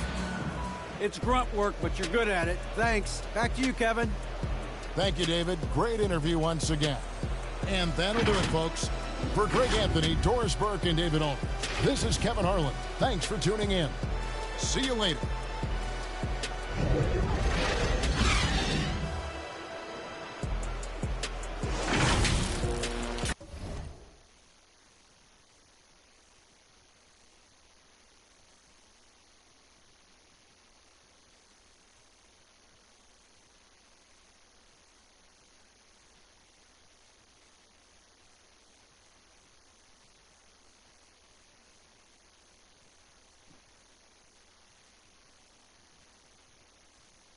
No, I take that back. Jason Aaron was probably my favorite experience. What do you mean experience? What was that, Double L? What do you mean experience? Like meeting people that are well known. Actually, no, I take that back. Even though I'm not making a DC fan, I met an animator towards the end before I left. He was an animator for Batman the Animated Series. How often do you go to these comic book conventions? Say that again? How often do you go to these comic book conventions? Not very often. It sounds like you really like them. It sounds like you go to a lot of them.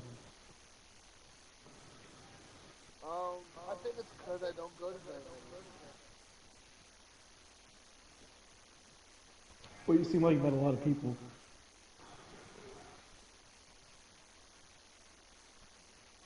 This is my second convention I've been to in the last 3 years. That's cool.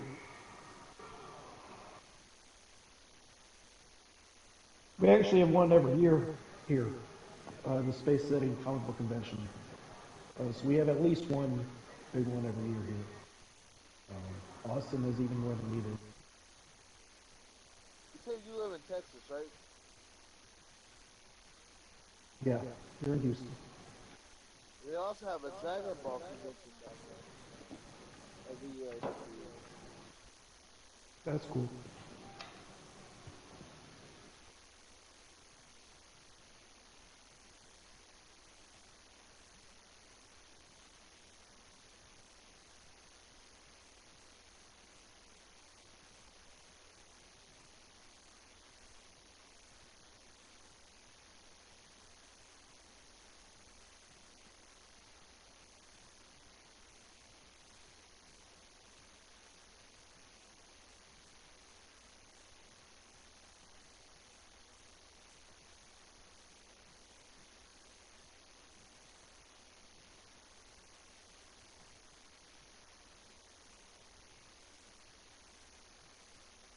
I wanted to see what they had in the one in San Diego. Oh yeah, that comic book convention, that's the best in the whole country. Can you imagine going to that? You have to have everybody there. Way more than I did for autographs. Yeah.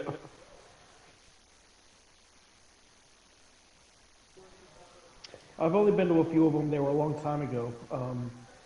They were in Austin. I went to a smaller one when I was 12, like at a hotel. They were pretty cool. I don't think I've ever met a really, really big celebrity at one. The biggest celebrity was Adam West. So. Well, that's so cool, though. Yeah, it is. Yeah. I remember I was telling my parents about I'm going to go to this convention. They were like, oh, you probably don't need to get pictures with anybody or worry about autographs. I said, Adam West will be there. They were like, can you get me some? Can you make sure? Oh, it's just like that. So.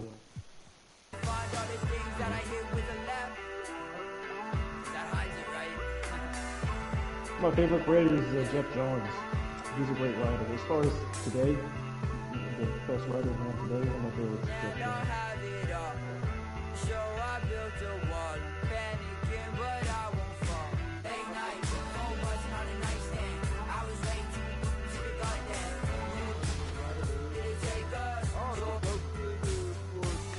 Can't see 'cause I know that I'll choke up. In this thing, y'all swimming in this state of fake trust. Remember when she...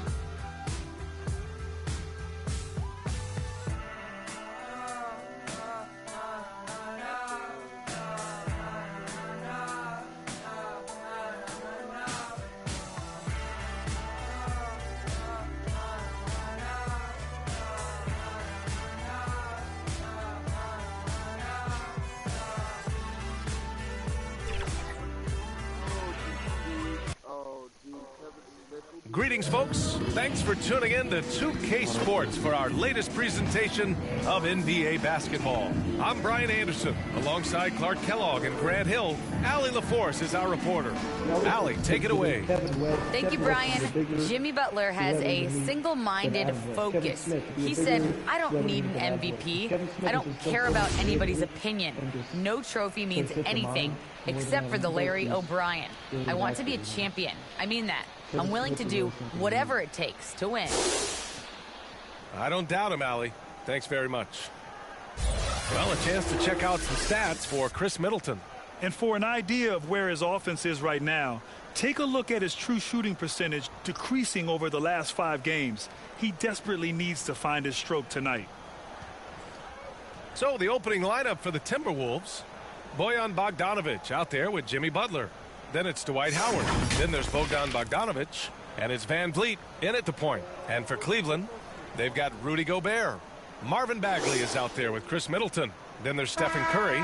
And it's Okoro in at the 2-guard spot. Boy, the rumor mill is buzzing, Clark.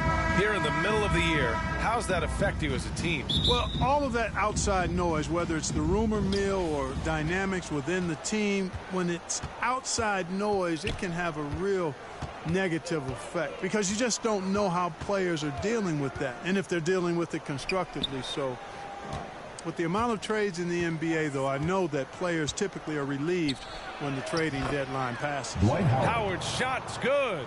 The concentration, the strength, the balance. Howard doing a nice job staying focused on the rim despite getting hit. Now here's Middleton. Outside Bagley. There's the double with Bogdanovich. 5 to shoot. The 3 from Okoro. Rebounded by the Timberwolves. Last time they met in Minneapolis. If they want to beat these guys this time, they have to do better on the glass. That was their undoing. And sometimes that can be a motivating factor. May very well light a fire under them tonight. Nobody likes to be dominated on the glass like that.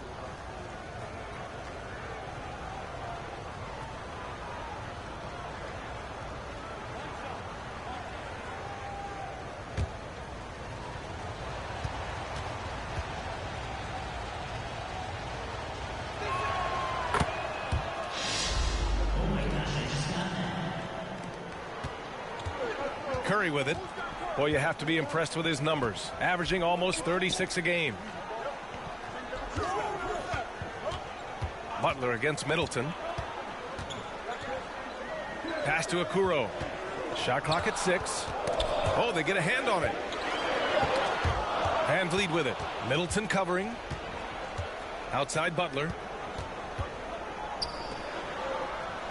Van Vliet, the pass to Butler. Shot from 12, and he can't bank that one in. And here comes Cleveland. It's a 5-point game. Middleton against Howard. And that one's good. Middleton. Middleton's so good under pressure. He's always composed and under control. Outside Bogdanovich. And around 2 minutes played here in the first quarter.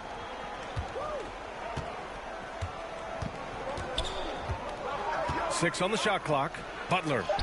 Basket's good. Jimmy Butler. Butler's got 5 points. Well, I think this is the start they wanted. Come out and put some points up early. 3 or 4 so far. Here's Middleton. Coming in off 21 points in his last outing. And it's Middleton finishing it off. I like the fact that Middleton can get the shot he wants because of his ball handling ability. Bogdanovich passes to Van Vliet. First quarter of basketball. Just over 2.5 minutes played so far. And there's Butler. That one's good on the assist from Van Vliet. Butler's got his 3rd basket on the night right there. Hard to think of a player who's transformed more than Van Vliet. Undrafted, spent some time in the G League. Now he's a primary catalyst for his team. And Gobert with the stuff. Well, I tell you what, Curry is such a tremendous perimeter shooter that I think his ability to set up teammates and his unselfishness are often underrated. Now here's Butler. He's got 7. Another shot. And Middleton with the block. Here's Bogdanovich. No luck. They battled on the glass, but they couldn't knock it down. Butler against Middleton. Over Butler. Goes back up. And Gobert with the lay-in. Gobert's got his 2nd basket of the game. I love the ferocity from Gobert. Snagging that board and getting the putback. He wasn't going to be denied. And Minnesota calls time here. A true all-around talent. Van Vliet gives you the big things and all the little things as well, Grant. Well, you talk about the points, the assists, but look at the rebounding and the steals and the charges he takes. I mean, he's a glue guy and a star.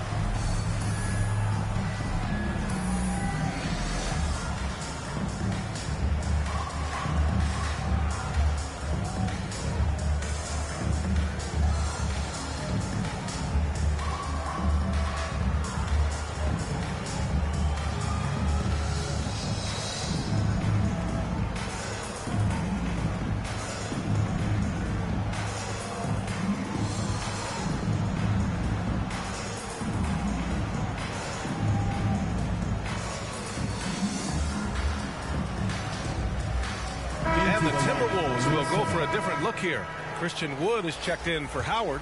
Green comes in for Bogdanovich. Burks, he's checked in for Jimmy Butler. And Lamb has subbed in for Bogdanovich. Van Vliet, and that's good. His first bucket of the game. Just taking it right to the rim, and no one was there to greet him. Well, this early, they should be showing a lot more energy on defense. It's not there.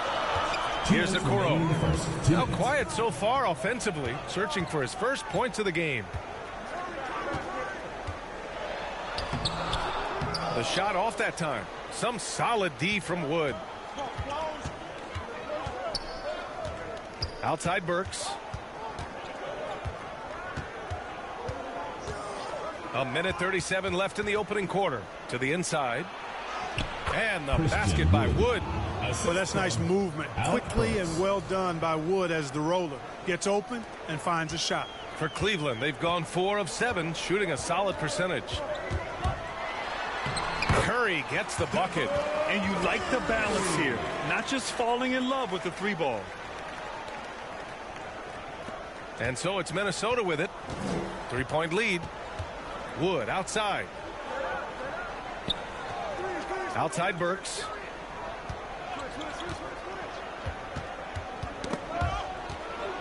Van Vliet on the wing. Shot clock at 6.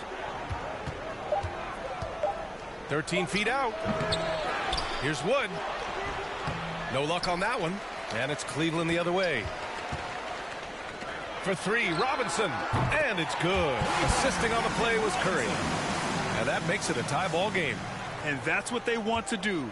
Get him open looks early. Outside Burks. Using his post moves to get the 2 points.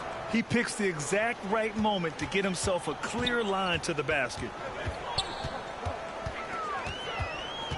Outside Curry. We've got 13 seconds left to play in the first.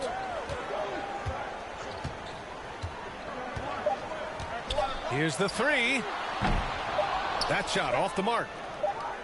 Well, a good close contest so far as we finish the first quarter. The T-Wolves on top. They lead by 2. And back to the start of the second quarter in just a moment.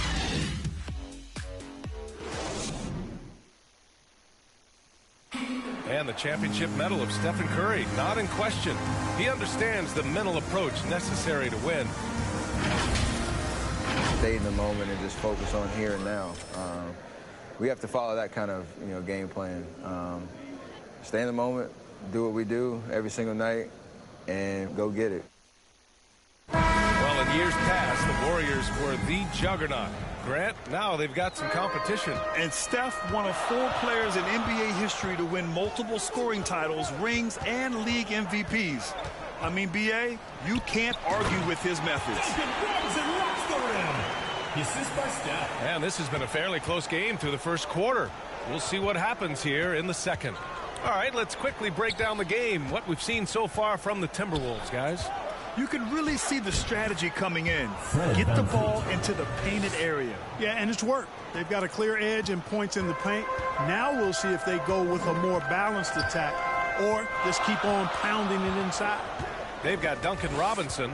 Okoro is out there with Myers Leonard. Then it's Frank Kaminsky, and it's Curry in at the 1. And for the Timberwolves, we've got Fred Van Vliet, Christian Wood out there with JaMychal Green.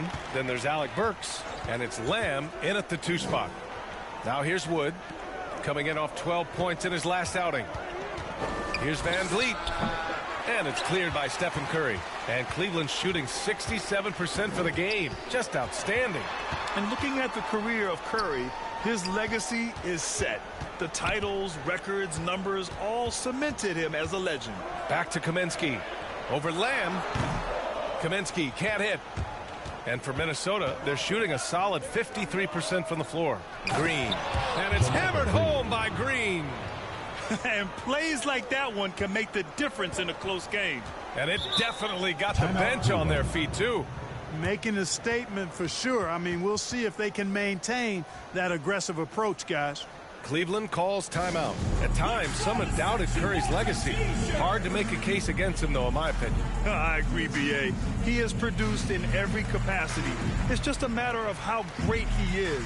One of the top 3 point guards of all time.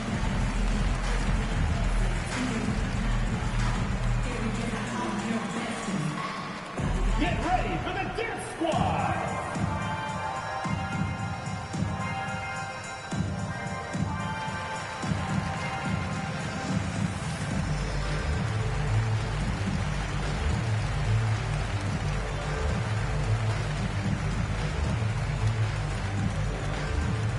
Get ready for the Death Squad.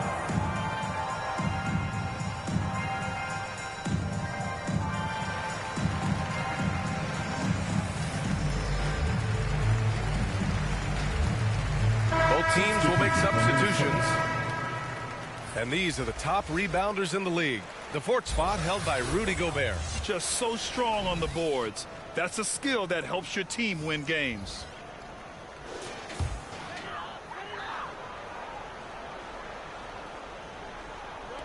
Minnesota on D. Middleton finds Curry. Bagley down low. Defended by Bogdanovich. Offensive rebound. Tries again. Ooh, Howard with a block. Excellent timing by Howard. He knows exactly when to jump to deny shot attempts. Butler into the lane. Yeah, there's the foul. It's on Rudy Gobert. That's his first foul of the game. And now another look at that mobile one block defensive performance. Yeah, just some terrific effort there. And you know the whole team will get an energy boost off a block like that one.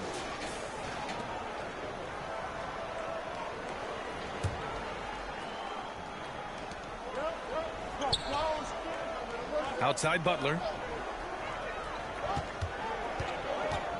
And there's always been dialogue between NBA officials and the coaches and players. Some concern that it's gotten too chippy of late, Clark. That's not a good look. No, it's not a good look, and you certainly have to recognize the fact that both sides are humans and emotions are going to run hot at times. The league has rules about how you engage with officials. I think you should actually have some give and take, but it should be toned down from what it has been recently. That one falls. Gobert's got 6. Incredible balance on that take. You got to respect watching Gobert muscle his way through the defense. Outside Bogdanovich.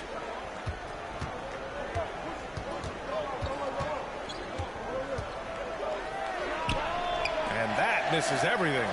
Wide open, and still, surprisingly, he wasn't able to cash in. Curry drives in. Count it. 2 for 4 from the field now. You know, at close range, Curry has a plethora of shots. You simply can't allow him to get those looks. And in the second quarter, a little under 3.5 minutes played already. Butler passes to Bogdanovich. Now here's Burks. And here's Howard. He's been productive, averaging just over 7 points a game. And connects on the 9-footer. Howard's gotten his second bucket on the night. And you know what? There's no question about it. Dwight Howard still has it going on inside. Bagley finds Middleton. 2 minutes remaining in the first half. 2 minutes. Got a piece of it. Oh, it's stolen by Butler. And here's the fast break. There's Bogdanovich with the 3. No good that time. And it's Cleveland the other way. Curry with it. Now Burks defending. Middleton passes to Curry. 1:33 left to play in the first half. The long distance 3 is buried. He's got 7. Anytime Curry gets a look from deep, he's letting it fly. And he's probably knocking it down, too. Timeout called the Timberwolves. They come into this one having outplayed the Grizzlies last time. Oh, my. Talk about mental toughness. The crowd was roaring against them, but they were able to focus and finish the task at hand. Well, you know, it takes character, poise, toughness to win on the road, and that's exactly what they showed last game.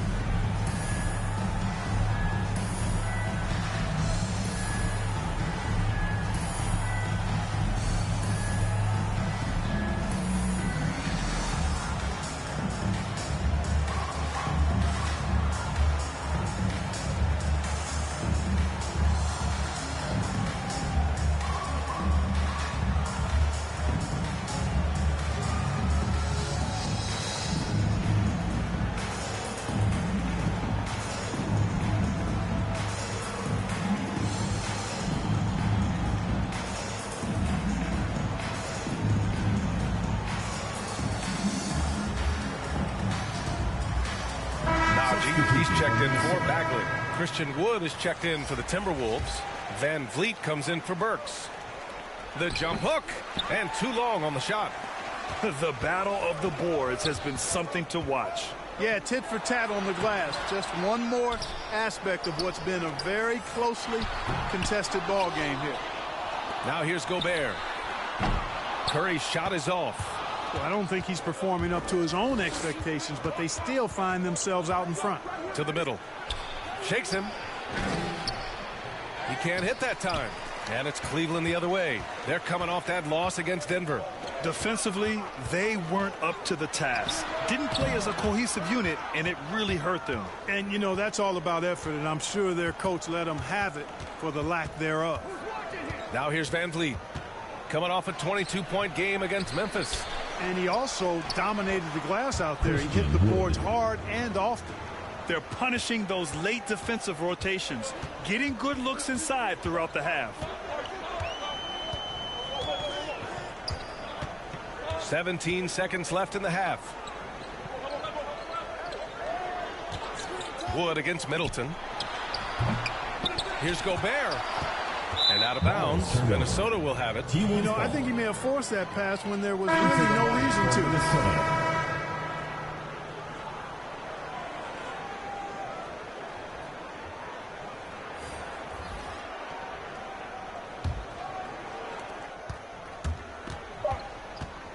Now Butler over Robinson. And we're through the first half of play here in what's been a good one. They're up by 1. And don't go away. After the break, we'll see you right back here for the start of quarter number 3. It's the 2K Sports Halftime Show.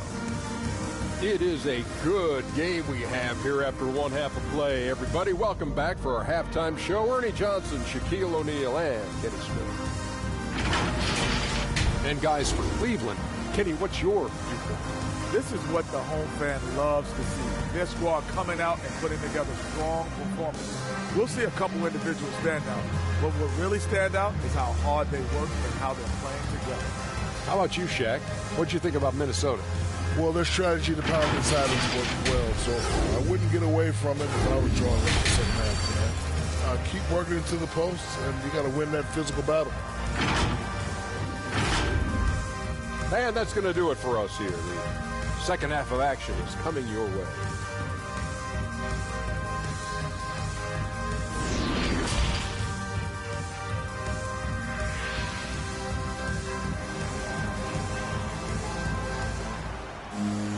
And if you're just joining us, we've played through the first half in a game that's been fairly even so far.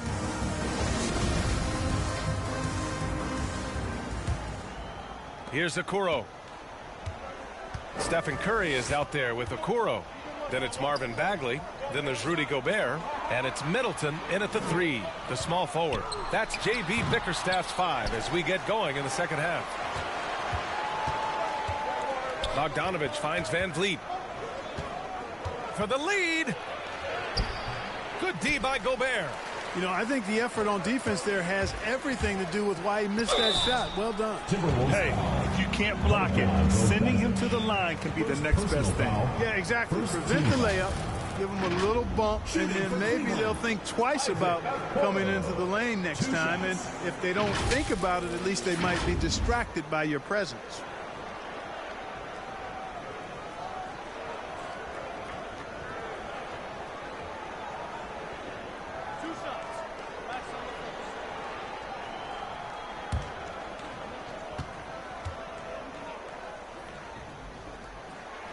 And he drops the first.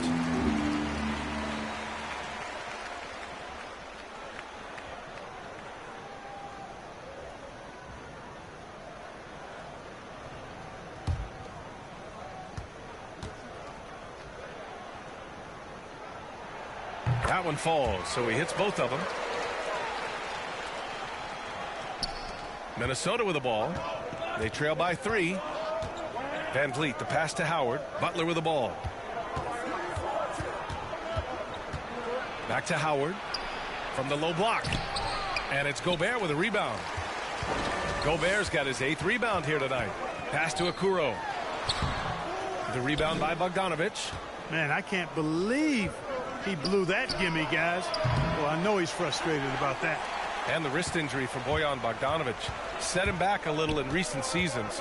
Remember, he had surgery in 2020 and slowly returning to form now. And he makes them better. I mean, great skill level with size, a floor spacer who can also create his own shot off the bounce. They need something good to happen here. Yeah, they've gone way too long without a score. Outside Butler, pass to Howard. And a great assist by Butler as that one goes. Howard's got his third basket of the night. There it is, the first basket of the half after missing their first 3 attempts. Cleveland calls timeout. And now that they have some time to get a little bit of rest, it's time for these players to regroup while hydrating themselves with some Gatorade, looking to gain a boost of energy as they continue to play in this game. And staying hydrated is the only surefire way to do it. An athlete's body doesn't have the same power and stamina without proper hydration. These guys will be sure to use this timeout wisely.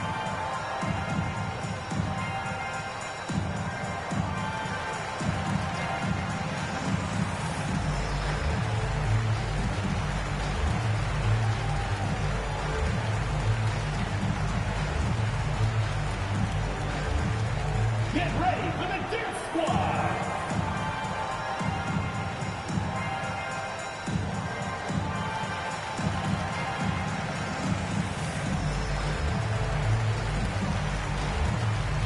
Leonard's checked in for Gobert. Myers Leonard. Right around a minute and a half played in the third quarter. Now here's Middleton. You know, his impact on offense has been terrific, scoring just around 20 points a game. Knocks it loose. It's stolen by Bogdanovic. Pass to Van Vliet. Here's Butler. Left side, Bogdanovic. 6 to shoot. Ooh, good D by Bagley. This has been a close game in a lot of ways, but they do have an edge on the boards. We've seen it time and time again in games. Effort and determination on the glass can make up for a lot of other weaknesses. Here's Okoro. He's averaging just around 8.5 points a game. Howard on the double team. The three-pointer off the mark. Far from an ideal start here. I mean, this half just 1 for 4 so far. Outside Butler. And Dwight Howard picks up the foul. That's his first foul. And some changes here for the Timberwolves. Christian Wood comes in for Howard. And it's Burks in for Bogdanovic.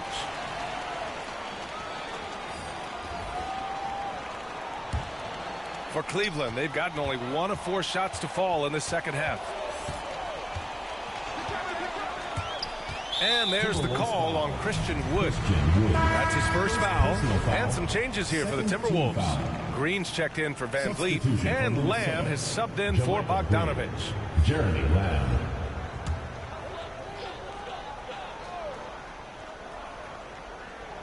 Minnesota on D. Leonard outside. Outside Curry. And the three-pointer goes. Curry's got 5 points now this quarter. Curry's release is so quick. As a defender, you can't afford to give him any space. You can't lay off at all. Outside Lamb. Pass to Green. Here's Burks. Second shot opportunity. And the layup is good. In a tight game, they wanted to make sure of that possession. Cleveland has gone 1 for 2 from outside the arc in this third quarter. Kaminsky finds Curry. Back to Kaminsky. And it's good. Assisting on the play was Curry. Kaminsky's got his first points in this one. And given how big Kaminsky is, it's tough to knock him off balance. I mean, he does a really good job of maintaining his focus. Here's Wood. 2 points. That one goes. Wood's got 6. That's simply an outstanding play, working the size mismatch right at the rim. Cleveland calls timeout.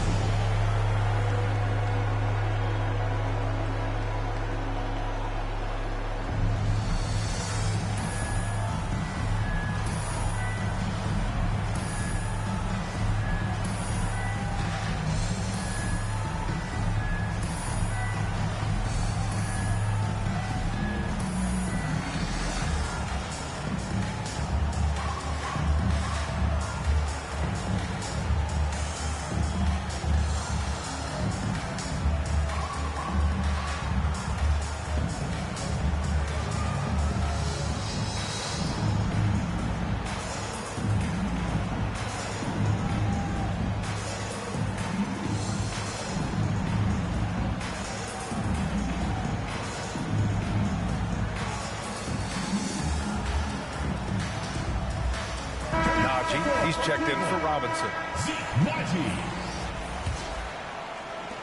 1:57 left in the third quarter.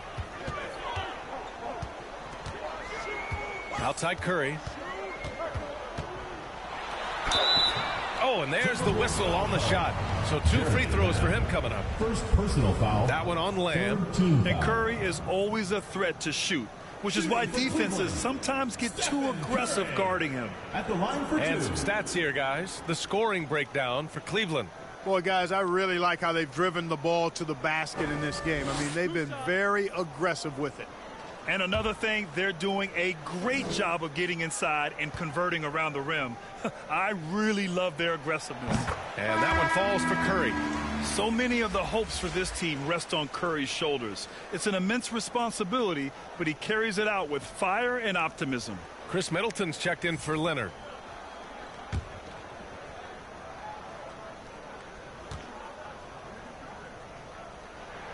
And so Curry nails both of them. He's as solid as it gets from the line. I mean, give him the opportunity. He's cashing in on those.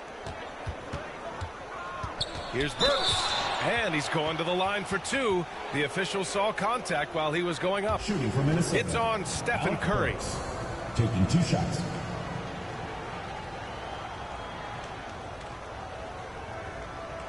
Shooting 2.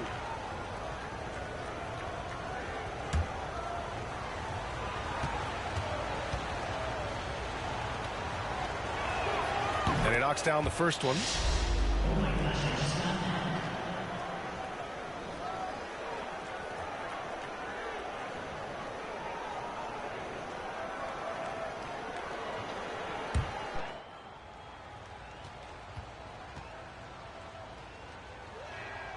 So he gets them both. For Cleveland, they've gotten 3 of 6 shots to fall so far in the third. Pass to Okoro. Here's Najee. Here's Okoro. The 3 is up. Curry's shot is off. And you just can't afford to give up that kind of look very often. Lamb up top. Boy, he's been patient so far. Nothing yet on the scoreboard. Clock at 6. The baseline J. That one doesn't drop. And it's Cleveland the other way. Middleton with it. Now guarded by Butler. Jacks up at 3. Middleton, no good. The Timberwolves trail. Looking to get back on track. Good D by Middleton. Yeah, just hasn't been able to find his rhythm offensively.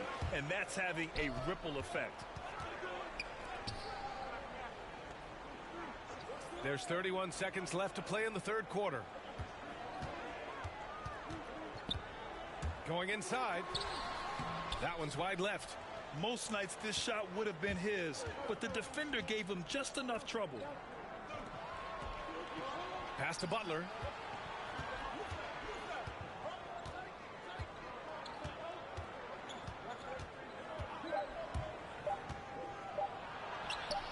And the bucket is good. Butler's got 9. Easy to see why Butler gets so much respect for his competitiveness. I mean, he thrives at finishing through contact. 3 quarters of play and a close one here. You're up by 2. And time to step away quickly, but we'll be back in no time with the start of the fourth quarter. All right, let's take a look at our assist of the game presented by State Farm.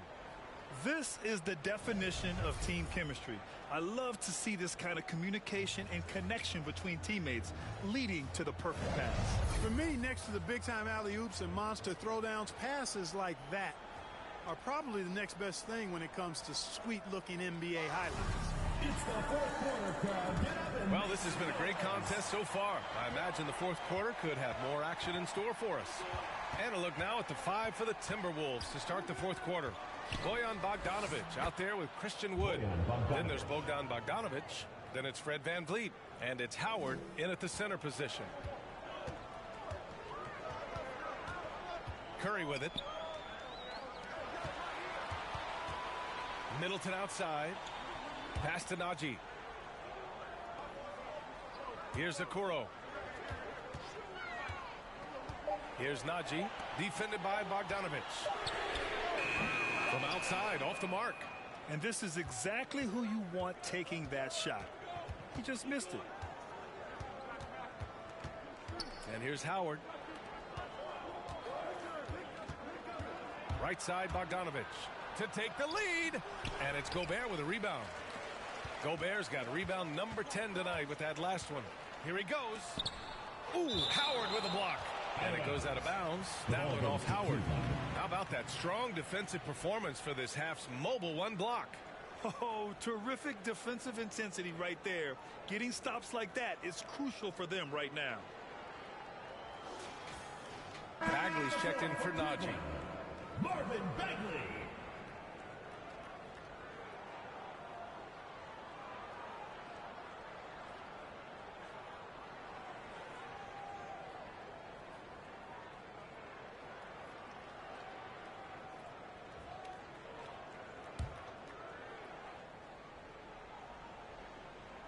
A few possessions into the fourth. Just over a minute played.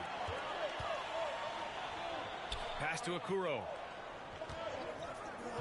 5 on the clock. Can't hit that one. And here are the Timberwolves. Here in the fourth quarter, their defense has been very strong. No baskets allowed. Defensively, they've got to get more bodies in the paint. That's 3 straight field goals from below the free throw line. Here's Curry after the Timberwolves picking up a basket a moment ago.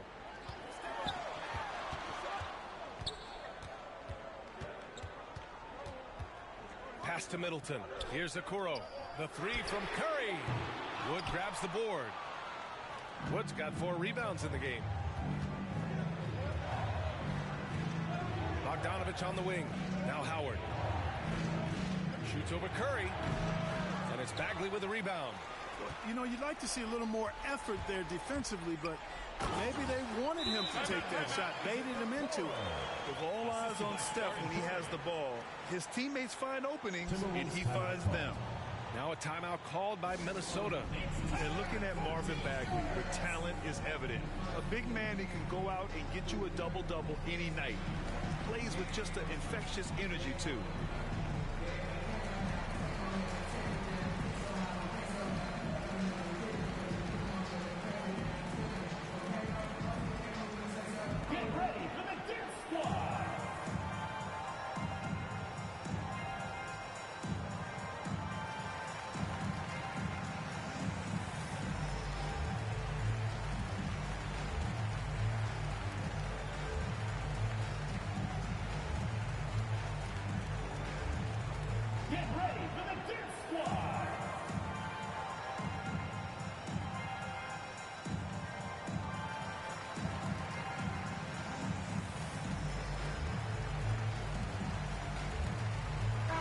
Checked in for the Timberwolves.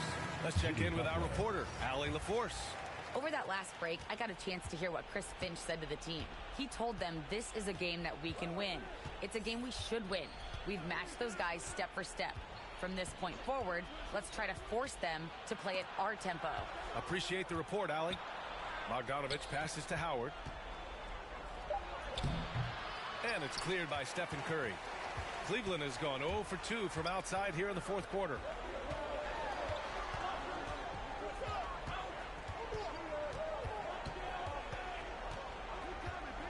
To the paint. Here's Bagley. And it's good. Assisting on the play was Curry. Curry's got his 7th assist of the game with that last one. The Timberwolves have gone 2 of 5 from the field in this final quarter. Outside Bogdanovich. That 3's off the mark. I think he's gone completely dry. Nothing is hitting. And, you know, you can sense his frustration. This is going to be a test of his resolve here. Now here's Curry. Lets it go from deep. Rebounded by the Timberwolves. Howard's got 5 rebounds tonight. Bogdanovich passes to Bogdanovich. Van Vliet outside. Here's Butler. Lays it up and banks it in. And Butler relishes this. I mean, he feels really comfortable going right at the defense at crucial points in the game. Now here's Curry. Takes one from 10 feet. That shot is off. Outside Bogdanovich. Pass to Howard. Now Butler. He's covered by Curry. The kick out to Van Vliet. 4 on the clock. Down low. Howard. And Gobert with a block. And just a top-tier shot blocker in the league. Gobert's massive wingspan is a huge reason why he wipes away all those shots. Now here's Gobert. Good. Second chance points are always painful. Have to make the effort to box out. Hey, guys standing around spectating, I mean, you got to get in there and get tough. Time called here. The Timberwolves decide to talk it over. They're down by 2. 1:25 left in the game.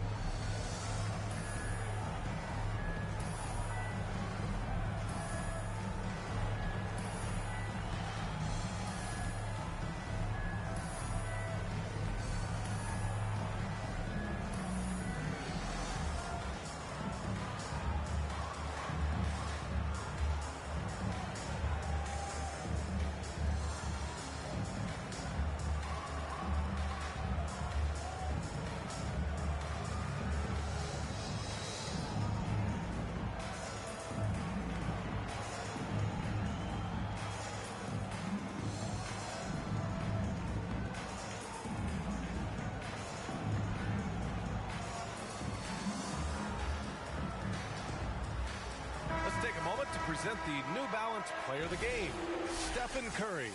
And he really made his presence felt on the inside. Just so active and looking all game long for openings. And he found them by scoring a lot of baskets by slashing to the hoop. Van Vliet, the pass to Butler.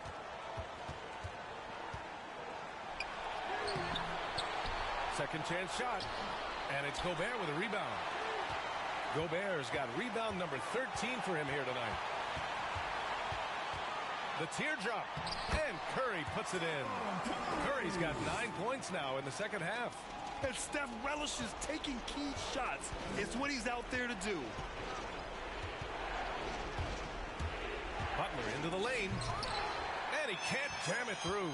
Cleveland has got nothing to fall from outside the arc here in the fourth. 0 for 4. And he gets it back. Curry passes to Middleton. Off target from outside. Butler up top. He's covered by Bagley. The shot by Butler, no good. He hasn't been able to find his touch this quarter. To me, it appears he's starting to lose his composure a little bit. We'll see if he can regroup and get back into a better rhythm. All right, Grant trying to seize control now. KBA, if they can convert here, they might be able to close the door. Second team foul.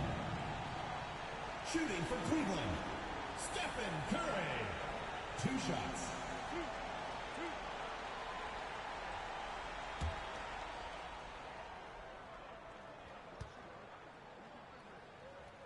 He drops the first one, and that puts him up 5.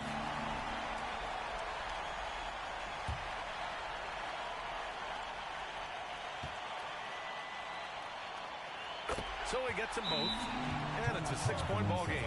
You know, important for him to come through at the line there because they want to expand that lead. Timeout called, the Timberwolves. They're down by 6.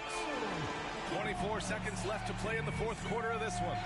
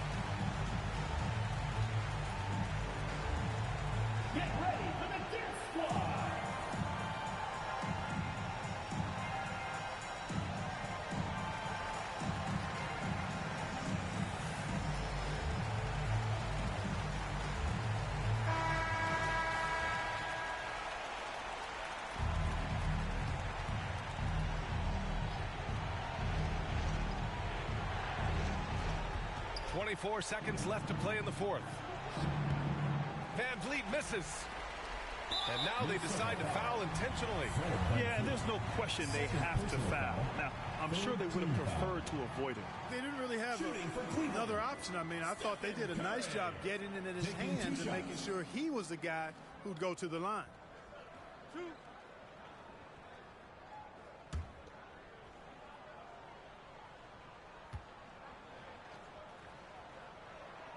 First free throw is good, and that makes it a 7-point lead.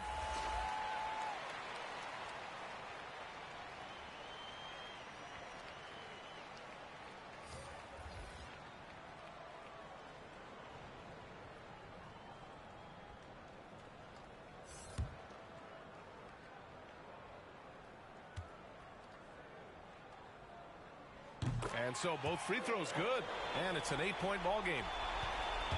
Minnesota with the ball. And just not enough time for them to get back in this game. Not by a long shot. It's all but official.